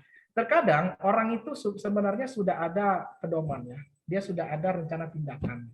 Tapi orang ini perlu didengarkan, orang ini perlu ada teman yang lain untuk mendengarkan masalah dia, perlu ada orang lain yang berbagi. Karena kenapa? Ketika dia bercerita, itu masalahnya itu turun tuh. Yang tadinya 100 bisa saja jadi 70, bisa saja 50 gitu. Nah, sebagai orang yang mendengar gimana? Ya kita merespon, mendengarkan, merespon dan memparafrase saja gitu. Kecuali kalau dia minta baru kita berikan. Kita tidak memberikan sesuatu yang tidak dia minta. Contohnya gimana? Contohnya dia hanya menanyakan kondisi dia, tapi kita kemana-mana cerita masalah kita karena masalah kita sama dengan dia. Nah, itu kurang tepat gitu. Jadi di posisi Mas Agus Sanjaya tadi ya kita dengarkan, kita parafrasekan, kita istilahnya itu berempati dengan masalah dia gitu kan, karena dia yang mengalami gitu. Nah terus apakah keputusan dia tepat atau tidak, kita nggak bisa mengatakan tepat atau tidak. Kita bantu dia dengan menggunakan teknik pros and cons namanya. Apa itu pros and cons? Pros itu positif, cons itu negatif. Ada dua pilihan, kita sampaikan aja. Oke, sekarang kamu siapkan kertas nih misalkan ya. Kamu siapkan kertas, buat dua tabel di situ. Tabel yang pertama, kamu bertahan. Tabel yang kedua, kamu resign. Tabel yang bertahan, kamu tulis positifnya apa saja, kamu tulis negatifnya apa saja. Kamu resign, kamu tulis positifnya apa saja, kamu tulis negatif apanya saja. Sekarang kamu total, kamu poinkan, mana resiko terkecil, mana resiko terbesar. Resiko terkecil itu yang kamu ambil. Karena kenapa? Ketika orang menulis, maka yang ada di pikiran dia ini, dia salurkan melalui tulisan. Artinya ketika masalah itu nggak ditulis, dia akan menumpuk di kepala dan dia akan pusing, akan bingung menentukan solusi. Tapi kalau dia tulis, itu masalah yang ada di otak tadi teruraikan gitu, teruraikan melalui tulisan. Nah, jadi pros and cons. Resign apa positif negatifnya? Bertahan apa positif negatifnya? Oke, sudah. Kalau sudah, Mana risiko terkecil? Karena dua-duanya pasti memiliki risiko. Kita tidak mengajarkan seseorang menghindari risiko, tapi kita mengajarkan diri kita sendiri dan ke orang lain mengambil risiko yang terkecil. Gitu. Jadi risiko ada, tapi ini tidak terlalu fatal. Nah, artinya gitu, kita ajarkan teman kita ini menilai sisi positif dan negatif. Karena menurut kita keputusan ini tepat, menurut dia belum tentu tepat gitu. Menurut kita nggak tepat, menurut dia belum tentu, bisa saja berbeda.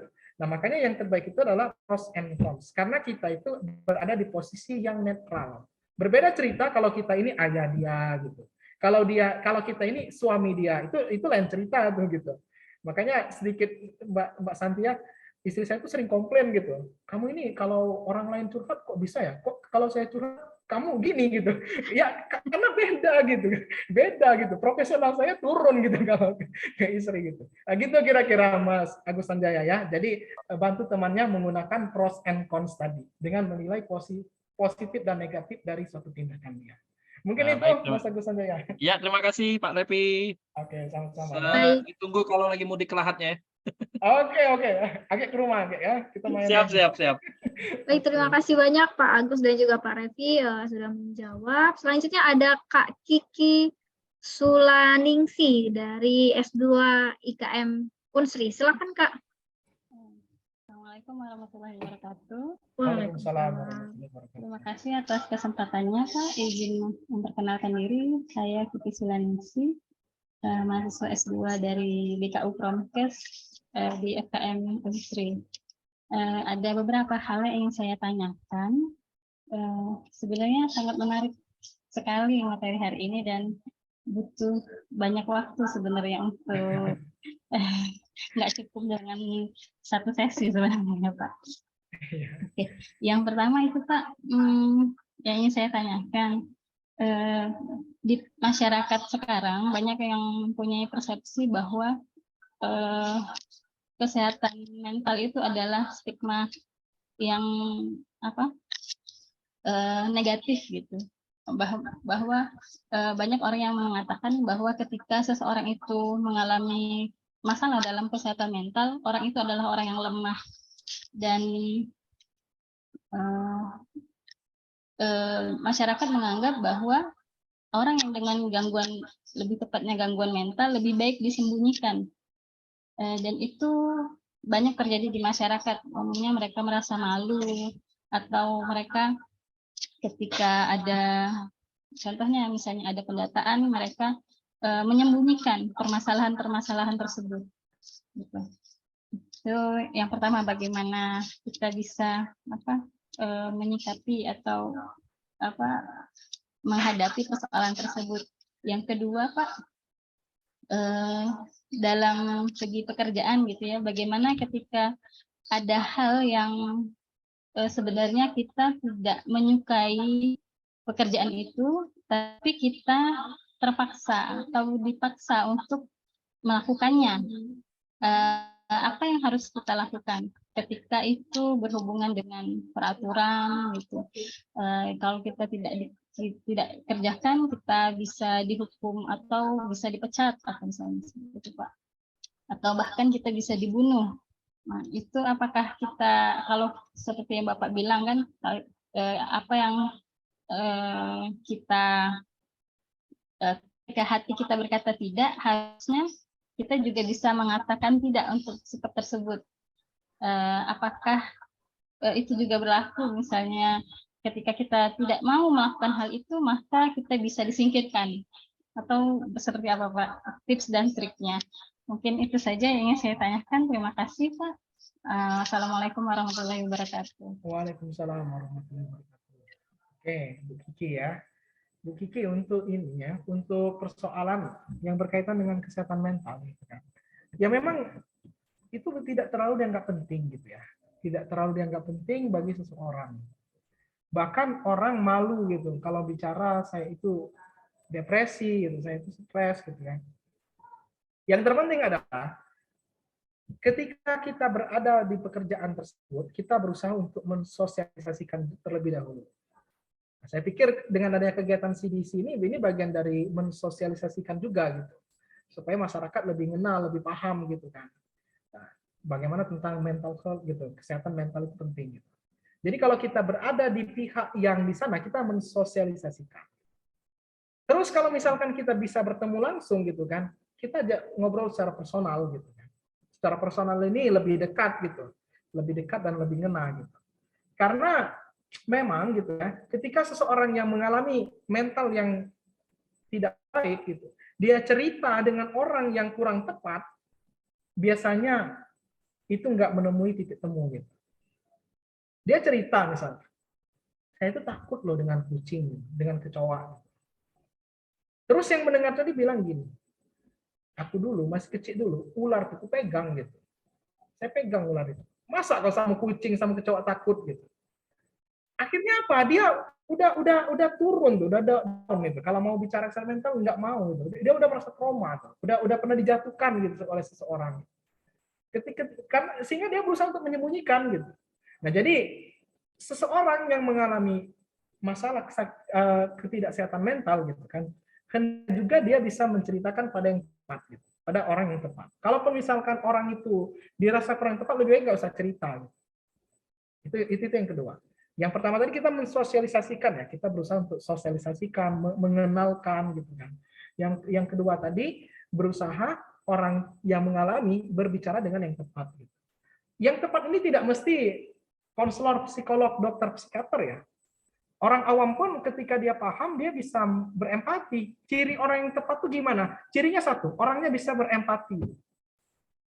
Orang yang berempati tidak mesti dimiliki oleh pekerjaan mental health gitu. Orang yang ustadz sekalipun ketika dia tidak berempati, dia nggak akan mikir di perasaan penanya gitu. Dia, ustadz gimana kalau kayak gini-gini? Ustadz langsung jawab, haram, selesai, titik. Orang itu putus asa. Pekerjaan saya ini, saya langsung dibilang haram gitu. Ya mestinya kan ada empati itu. Walaupun level ustadz sekalipun, level profesor sekalipun tidak ada empati itu bisa parah gitu. Ketika orang bertanya pada profesor gitu, profesor ini saya sudah melakukan penelitian segini-segini. Apa penelitian kamu ini? Penelitian kamu ini nggak jelas gitu. Dibantingnya, nggak ada empati itu. Artinya level profesor pun kalau empatinya kurang, tetap aja nggak jalan. Nah jadi apapun profesi seorang berusaha untuk berempati dulu. Karena kalau orang itu sudah berempati, insya Allah orang itu akan nyaman ngobrol dengan kita. Gitu ya. Jadi berkaitan tadi, kita sebagai pihak yang terlibat berusaha mensosialisasikan dan berusaha berempati gitu kan. Dan kepada yang tadi sampaikan kalau memang dia nggak cerita gitu kan, kasih ini ada asas kerahasiaan. Mungkin nama kamu nggak disebut tapi inisial saja. Karena kalau asas kerahasiaan biasanya orang menerima gitu. Kita jaga privasi orang juga gitu kan. Ada namanya asas kerahasiaan. Tadi yang kedua berkaitan dengan pekerjaan gitu ya. Berkaitan dengan pekerjaan itu kan kita cek dulu apakah pekerjaan itu termasuk di akad atau tidak gitu. Kalau dia termasuk di akad gitu kan, kalaupun kita tidak senang, kita berusaha untuk menyenangi gitu. Kalau sudah masuk di akad gitu. Apa contoh yang masuk di akad ini? Misalkan seseorang karyawan, dia ketika melamar pekerjaan sudah tahu kalau pulang itu jam 4 sore gitu. Masuk jam 7:30 pulang jam 4 sore. Dia udah tahu tuh. Nah, tetapi setelah masuk dia komplain tuh, saya nggak mau pulang jam 4. Saya mau pulangnya jam 2 gitu. Nah, itu kalau yang seperti itu, yang salah itu adalah karyawannya gitu. Karena sudah akad di awal, masuk 7:30 pulang jam 4. Jadi lihat dulu pekerjaan tadi, apakah itu sudah diakad atau belum. Kalau itu tidak termasuk akad, nah kita kompromi gitu. Nah, mohon maaf Pak, ini nggak ada di job saya gitu. Kalau nggak ada di akad itu, kalau nggak ada di akad kita sampaikan aja, ini nggak ada. Gitu. Atau kita lobby lah gitu. Kita lobby, ini saya bisa bantu Pak dengan catatan pekerjaan yang bidang ini. Gitu. Kalau ini saya bukannya nggak mau bantu gitu, karena saya nggak expert di sini, mungkin bisa dialihkan ke teman yang lain. Gitu. Kita bisa negosiasi komunikasi di sini. Intinya pada akad tadi, apakah pekerjaan itu masuk di akad atau tidak? Kalau masuk di akad, ya kita kerjakan. Kalau tidak masuk di akad, ya kita kompromi. Kalaupun kita menerima, ya syukur-syukur alhamdulillah gitu. Tapi kalau kita berat, kita kompromi. Boleh kok. Tidak ada larangan gitu bahwa setiap karyawan itu harus menerima seluruh perintah atasan. Enggak gitu. Mbak Santi disi-disi gitu kan, disampaikan. Mbak Santi begadang ya untuk 2-3 hari ke depan begadang. Informasi dadakan. Ya saya pikir Mbak Santi mungkin melobi gitu ya.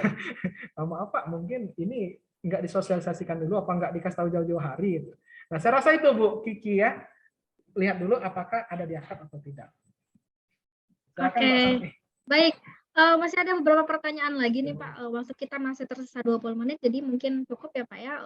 Ada dari Latifah Febrianti, Unsri PPKN. Silakan Kak Latifah.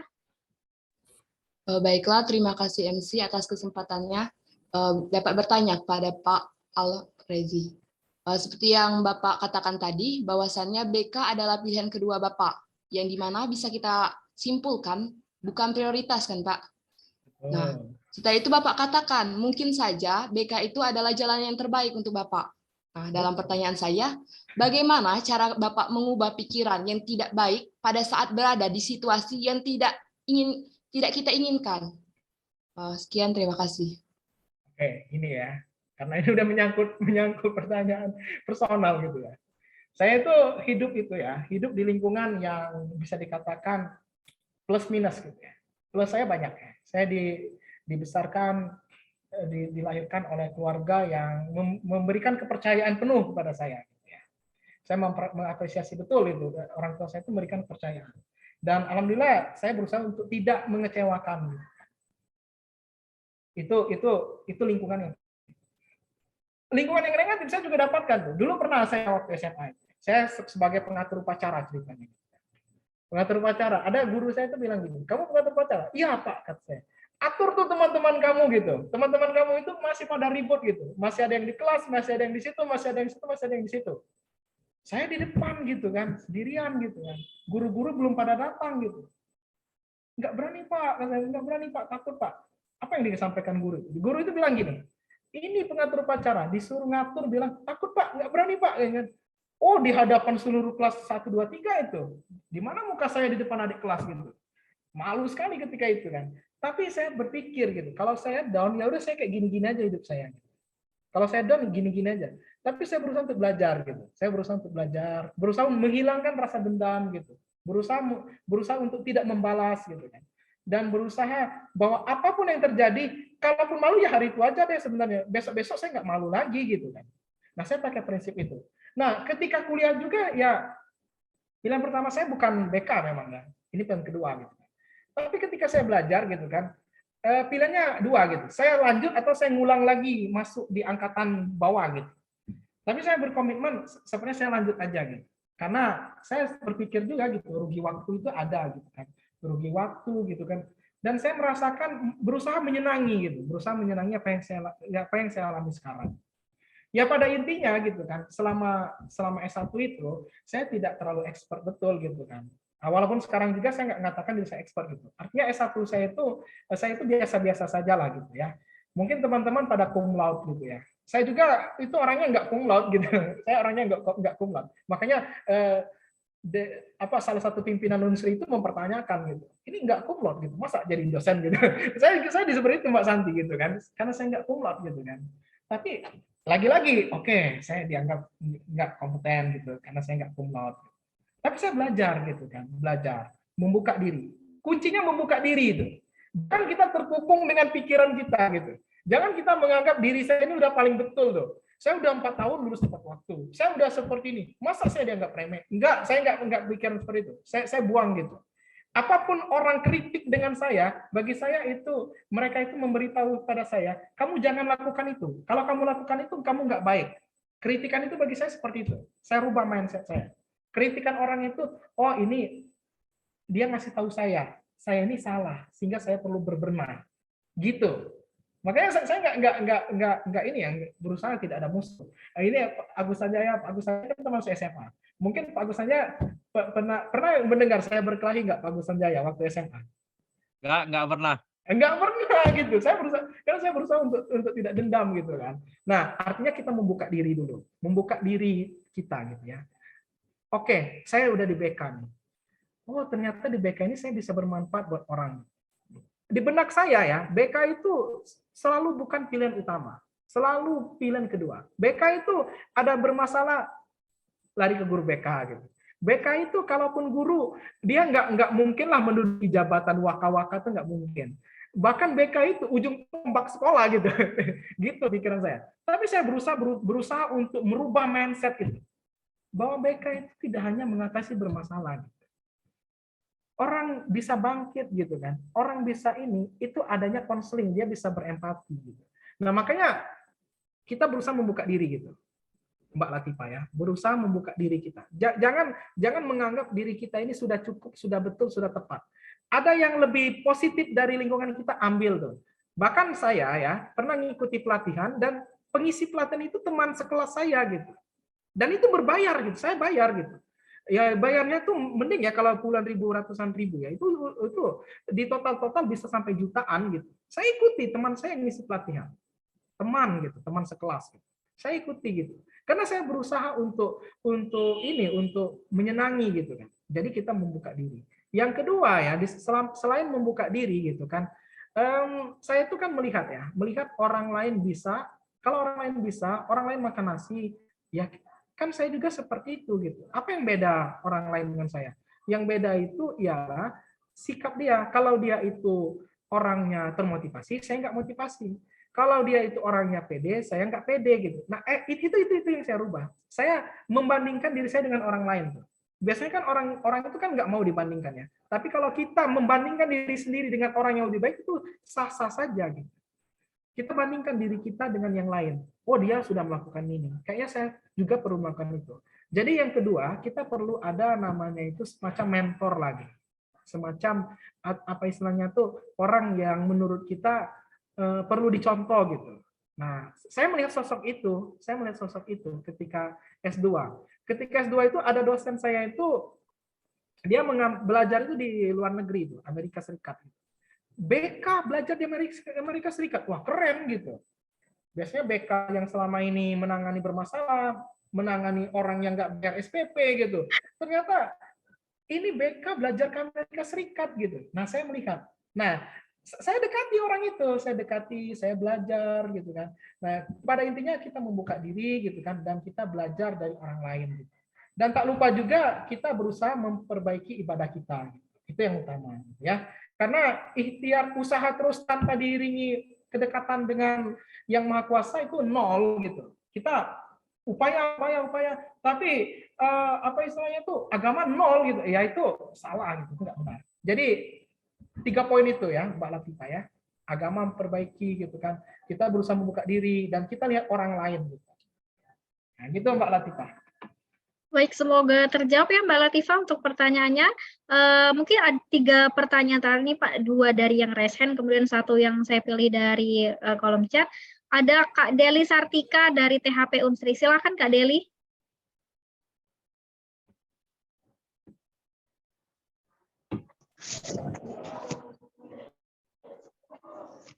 Kak Deli. Silakan Kak.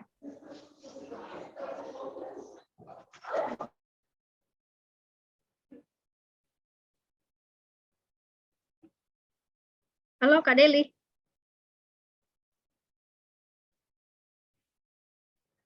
Oke, mungkin Kak Deli belum siap. Kita lanjutkan dari Kak Ulfa Triviani dari Agribisnis Unsri. Silakan Kak Ulfa.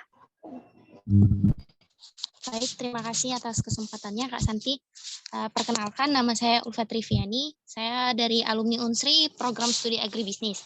Saya ingin bertanya, tadi Bapak Al-Refi membahas quarter life crisis. Kebetulan saya sepertinya saat ini sedang ada di tersebut. Pertanyaannya itu, bagaimana cara mengatasi fase tersebut agar menemukan titik terang dalam hidup atau jalan keluarnya? Mungkin Bapak bisa memberi sedikit tips dan cara menyikapinya ketika berada di fase tersebut sebagai seseorang yang pernah mengalaminya atau sudah melewati fase tersebut. Sekian dari saya, terima kasih. Oke, baik ya Mbak Ulfa ya. Jadi untuk KLC itu ya, saya yakin setiap orang itu mengalami hal itu ya. Tinggal nanti levelnya yang berbeda. Apakah tingkatnya ringan, sedang, atau berat gitu kan. Tapi pada intinya gitu kan, kita perlu menyadari ya bahwa kehidupan ini ada senang, ada sedih gitu ya, ada susah, ada gembira gitu ya. Ada malam, ada siang, gitu. Ada laki-laki, ada perempuan. Kita sadari dulu, kehidupan itu seperti itu. Karena kehidupan itu berpasang-pasangan. Gitu. Nah, kita yakini bahwa kehidupan itu berpasang-pasangan.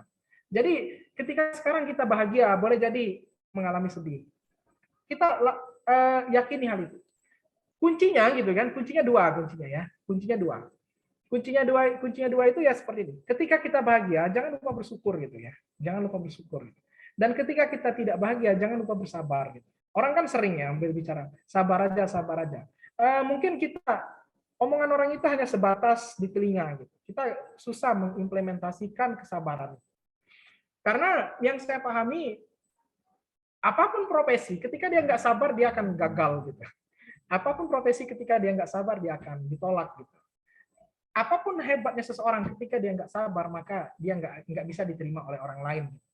Tadi Mas Agus Sanjaya menyampaikan ada pimpinan gitu. Coba kalau pimpinannya sabar, nggak akan terjadi seperti itu. Dia nggak akan berpikir negatif. Artinya ketika seseorang itu sudah dianggap hebat, pimpinan, gubernur, presiden, bupati, sebagainya, ketika dia tidak menunjukkan kesabaran, maka dia tidak akan disenangi, dia tidak akan menunjukkan karismatik yang nggak ada gitu kan. Kuncinya syukur dan sabar. Jadi ketika KLC gimana? Sabar itu kita nggak hanya berdiam diri ya, tapi kita berupaya. Gitu. Oh saya lagi, misalkan Mbak Upa tahu kelemahannya apa gitu. Anggapkanlah kelemahannya ini misalkan nggak bisa menyendiri gitu. Ya cari teman ngobrol yang semasukan gitu. Bahasa Palembang itu yang semasukan. Teman yang kira-kira teman ini menginspirasi gitu. Kita boleh selektif memilih teman ya. Kita boleh gitu. Tidak semua orang itu harus kita temani gitu. Tidak semua orang itu harus menjadi sahabat gitu. Nggak harus gitu. Kita boleh selektif gitu. Kita boleh memasang barrier kepada orang lain gitu. Nggak berteman tuh bukan berarti nggak bermusuhan gitu. Cuma orang lain akan segan dia mengajak kita kepada hal-hal yang tidak bermanfaat. Misalkan Mbak Ulpa gitu ya. Kalau misalkan orang itu segan dengan Mbak Ulpa, orang lain akan segan mengajak Mbak Ulpa untuk melakukan sesuatu hal yang melanggar gitu. Tapi kalau orang lain itu sudah merasa dekat gitu, dia nggak akan segan untuk mengajak Mbak Ulpa untuk melakukan pelanggaran karena merasa dekat. Oleh karena itu penting bagi kita mencari teman dekat itu yang benar-benar mengajak kita kepada inspirasi. Ini level sahabat ya, berbeda dengan level teman. Kalau level teman ya kita berteman dengan siapapun gitu. Tapi kalau level sahabat, level dekat itu beda. Nah jadi kita perlu selektif di situ. Kalau misalkan itu lingkungan itu adalah lingkungan toksik lah istilahnya, ya kita jauh yang kayak gitu. Kita nggak masuk di lingkungan itu. Siapapun dia gitu. Karena dia akan berpengaruh ke kita gitu. Dia kan orangnya ibaratnya tuh emosian. Ya berpengaruh ke kita juga gitu emosiannya itu. Nah, jadi kita perlu selektif dalam memilih pertemanan. Terus yang teman-teman saya yang lain gimana, Pak? Ya berteman hanya sebatas gitu. Hanya ada batasan. Nah, jadi poinnya di situ, kita selektif. Yang kedua gitu ya, yang berikutnya itu, ketika mengalami kondisi tadi, ya kuncinya tadi itu, bersyukur dan bersabar. Bersabar itu dilakukan dengan upaya gitu, tidak hanya berdiam diri gitu, tapi kita melakukan tindakan. Sekarang Mbak Ulpa cek, apakah saya ini tenang ketika dalam kesendirian, apakah saya ini tenang ketika dalam keramaian. Kalau Mbak Ulpa tenang dalam kesendirian, ya di dalam kesendirian itu renungi gitu kan, atau tulis gitu, atau misalkan hal yang lain itu apa yang cita-cita Mbak Ulpa itu ditulis gitu. Kalau Mbak Ulpa senang dengan keramaian, cari teman-teman yang menginspirasi gitu. Jangan asal kumpul gitu. Kalau asal kumpul dengan orang yang tidak tepat, maka masalah itu bisa semakin berlarut. Mungkin itu Mbak Santi jawaban dari saya. Baik, terima kasih banyak Pak Revi. Semoga menjawab pertanyaan dari Kak Ulfa. Selanjutnya ada Kak Dwi Antasari dari S2 FKM. Silakan Kak Dwi. Iya, Assalamualaikum. Selamat sore Bapak. Selamat sore Mbak Dwi. Kan tadi Bapak udah jelasin acceptance kan Pak. Yang ingin ditanyain itu biasanya ada nggak Pak level atau timernya berapa lama seseorang itu menjadi penerima atau benar-benar ikhlas atas kehilangan seorang kayak gitu Pak. Terus tipsnya agar bisa menjadi penerima yang baik kayak gitu Pak. Itu yang pertama. Oh, itu yang pertama. Terus Terus yang kedua tadi kan ada di lingkaran kendali ya Pak ya. Iya. Di lingkaran kendalian itu kan ada yang tidak bisa dikendalikan, itu salah satunya di masa lalu. Nah, setahu Dwi itu sepemikiran Dwi ya Pak, masa lalu itu sebenarnya kadang ada di pikiran kita sendiri Pak. Mengapa masa lalu itu bisa di poin tidak bisa dikendalikan Pak? Oke. Cukup ya. Pak, terima kasih Pak. Oke, jadi masa lalu itu, konteks masa lalu yang ada di pikiran gitu kan, itu masih berlarut sampai sekarang. Masa lalu yang tidak bisa kendalikan itu yang dimaksud dengan masa lalu hal yang terulang kembali. Misalkan kita ketika itu mengalami masa kecil itu anggaplah main gitu ya, main dengan teman-teman, bahagia gitu kan, apa istilahnya tuh, dan sekarang kita udah usia 30-an misalkan. Nah, teman-teman kita tadi nggak ada lagi tuh. Mereka udah ngerantau kemana, udah kerja kemana, udah jauh lah dengan kita. Nah, ya kita nggak bisa melakukan aktivitas yang sama saat ini. Nah, itu masa lalu yang seperti itu gitu. Masa lalu yang konkret gitu. Tapi kalau masa lalu yang abstrak gitu ya, itu bisa saja terbawa gitu, Mbak Dwi ya. Masa lalu yang abstrak itu gimana? Misalkan ketika itu Mbak Dwi itu diberi apa istilahnya tuh makanan ya. Mbak Dwi suka yang asin, suka yang manis? Makanan yang asin yang manis? Asin Pak. Asin, oke. Orang Palembang ini biasanya jarang yang manis. Oke, suka yang asin ya. Anggaplah makan apa istilahnya tuh model tekwan dan sebagainya gitu kan. Nah, ketika itu Mbak Dwi ya, pertama kali makan tekwan itu misalkan kelas 2 SD. Wah, rasanya nikmat sekali gitu kan. Nah, itu masa lalu tuh. Masa lalu gitu kan, dan itu terbawa sekarang pikiran tekwan enak itu tersimpan di memori jangka panjang kita tuh tersimpan tuh. Nah, artinya ketika suatu saat Mbak Dwi, saya pengen balik lagi ke situ, itu mamang itu kalau jualan tekwannya itu seperti itu. Nah, kalau yang dia secara abstrak, emosi yang terbawa, rasa yang terbawa, yaitu kita bisa kendalikan. Yang tidak bisa dikendalikan itu yang bentuk konkret gitu. Yang bentuk konkret, bentuk aktivitas, bentuk tindakan gitu. Gitu Mbak Dwi ya. Itu untuk pertanyaan yang kedua. Yang pertama tadi, apa yang pertama Mbak Dwi? Yang pertama tadi ringkas saja. Apa? Penerimaan. Apakah ada level atau tingkatan dalam kita menjadi penerima yang benar-benar ikhlas atas kehilangan seorang? Oke. Mungkin Pak bisa menerima kayak gitu, Pak. Kalau penerimaan ya, saya kuesionernya ada memang ya, kuesioner untuk penerimaan itu ada. Nanti bisa dilihat ya, apakah orang ini, saya ada empat level ya, dia itu sangat rendah, tinggi dan sangat tinggi. Nah itu ada kuesionernya itu. Kuesioner itu bisa diisi dan kita bisa menilai diri kita, apakah kita berada di level sangat tinggi, rendah atau sangat rendah. Karena ini juga pernah saya bagikan ke mahasiswa Unsri 2019 ya. Untuk level mahasiswa Unsri 2019 itu kebanyakan mahasiswa itu berada di kategori tinggi. Artinya secara penyakit mental secara kronis, alhamdulillah mahasiswa kita ini tidak mengalami itu Mbak Santi. Jadi mereka kalau masalah iya gitu, tapi tidak sampai ke jatuh kronis. Yang jatuh kronis itu ada kemarin itu satu orang yang sangat rendah. Kalau yang rendah pun banyak gitu. Jadi persentasenya itu lebih banyak mereka yang berada di posisi aman gitu. Nah, jadi untuk levelnya ada Mbak Dwi ya. Mbak Dwi untuk level penerimaan itu ada 4 tingkatan. Sangat rendah, tinggi, dan sangat tinggi. Mungkin di lain kesempatan Mbak Dwi bisa mengisi kuesioner itu nanti ya. Oke, itu Mbak Dwi ya. Saya kembalikan ke Mbak Dwi. Dua pertanyaan terakhir dari Raisen, ada Kak Susilawati dari S2 IKM. Silakan Kak. Terima kasih. Assalamualaikum warahmatullahi wabarakatuh. Pak Waalaikumsalam warahmatullahi wabarakatuh. Pertanyaan saya, bagaimana menumbuhkan rasa optimisme dalam diri kita sendiri itu, Pak? Terima kasih, itu aja, Pak. Oke. Assalamualaikum warahmatullahi wabarakatuh. Waalaikumsalam warahmatullahi wabarakatuh. Untuk optimisme itu ya, ini Bu ya, pada dasarnya itu kan dibawa dari faktor diri kita sendiri maupun lingkungan gitu ya. Kalau dari diri sendiri, kita bisa menilai ya, apakah selama ini kita lebih banyak dikendalikan oleh lingkungan atau keyakinan kita lah yang lebih banyak menggerakkan diri kita. Nah, itu kita perlu cek dulu.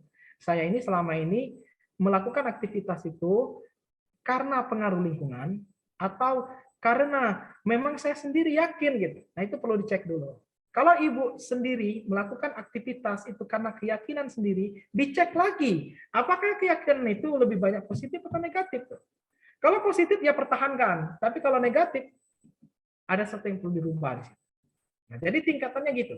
Yang pertama, kita lihat pengaruh aktivitas kita ini lebih banyak pengaruh dari diri sendiri atau lingkungan.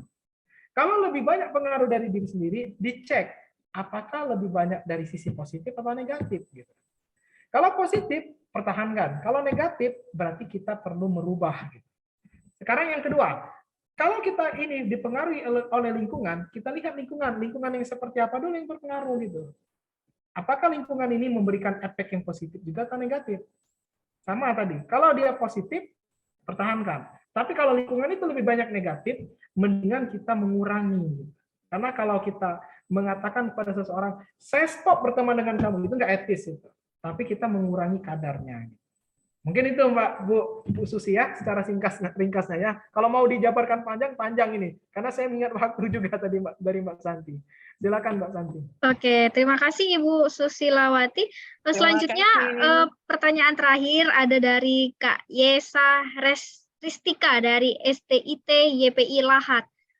Pertanyaannya mungkin bagaimana mengubah pola pikir agar tidak negatif dalam melakukan sesuatu. Jadi berpikir negatif terlebih dahulu sebelum melakukan sesuatu, padahal belum tentu seperti itu.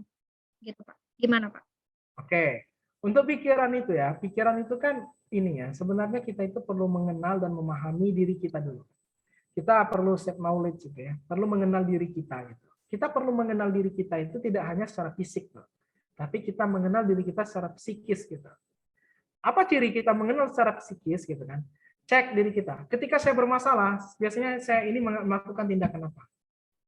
Ketika saya ini sedang emosi, biasanya tindakan saya seperti apa? Kita cek semua tuh psikis kita itu.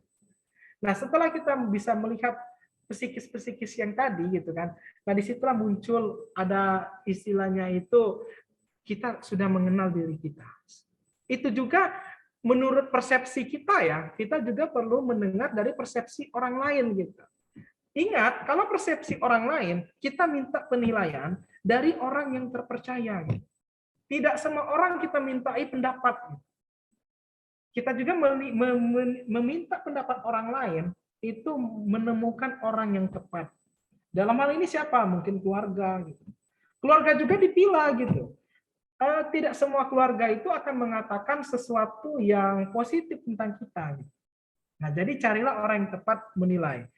Kunci ringkasnya satu, kita mengenal diri kita secara psikologis. Yang kedua, kita minta pendapat dari orang yang tepat. Karena kalau kita hanya mengenal dari diri kita sendiri tanpa ada sudut pandang orang lain, itu dikhawatirkan jadinya bias gitu. Sesuatu yang bias, maka dia nggak bisa kredibel. Sesuatu yang nggak kredibel artinya nggak valid dan nggak reliable. Oke, itu jawaban dari saya Mbak Santi ya. Baik, terima kasih banyak untuk Pak Alrevi. 2 jam sudah kita mendengarkan materi dari Pak Alrevi. Silakan teman-teman dapat memberikan reaction untuk sesi diskusi kita pada sore hari ini. Selanjutnya, teman-teman, mungkin Pak Alrevi akan menyampaikan closing statement, Pak, sebelum saya tutup. Silakan Pak Alrevi. Oke, pada intinya ya, untuk mencapai kesejahteraan tadi, itu dari 3 hal, ekonomi, psikologis, dan religiusitas. Bagi kita, teman-teman yang mengenal sisi psikologis, gitu kan, mari kita memberikan manfaat ke diri sendiri dan terutama kepada orang terdekat. Semoga dengan adanya kegiatan ini di bulan Ramadan ini mendapat keberkahan dari Allah dan semoga kita bisa memberikan manfaat baik diri sendiri maupun orang lain. Cukup dari saya, terima kasih. Saya akhiri, kalau ada salah kata mohon maaf. Saya kembalikan kepada Mbak Santi sebagai moderator. Baik, terima kasih banyak sekali lagi untuk Pak Alrevi sudah menyampaikan materinya, luar biasa. Juga kami ingatkan kepada seluruh Civitas Akademika Unsri bahwa CDC Unsri akan melakukan atau melaksanakan kegiatan virtual career counseling yang akan diadakan pada tanggal 8 sampai dengan 12 Mei 2023. Konseling ini boleh diikuti oleh seluruh mahasiswa maupun alumni Unsri dan juga tidak berbayar alias gratis. Jadi teman-teman akan berkonsultasi kepada psikolog dan juga konselor. Salah satunya ada Pak Revi, nanti mungkin akan mengkonseling teman-teman sekalian. Jadi akan ada konseling karir dan juga kalau teman-teman masih mahasiswa akan ada konseling mengenai kegiatan ataupun permasalahan teman-teman di perkuliahan. Baiklah, demikian acara kita pada hari ini. Terima kasih banyak untuk teman-teman semua yang sudah stay dari pukul 13 sampai dengan pukul 15 sore hari ini. Semoga acara kita bermanfaat dan juga teman-teman memperoleh pikiran-pikiran positif yang akan juga mengubah kehidupan teman-teman sekalian. Saya Santi Marcelina Napitupulu undur diri. Wassalamualaikum warahmatullahi wabarakatuh. Waalaikumsalam warahmatullahi wabarakatuh. Terima kasih Pak, Mbak. Oke, sama-sama. Mbak Santi, teman-teman, saya izin live ya. Ya, terima kasih banyak Pak Revi.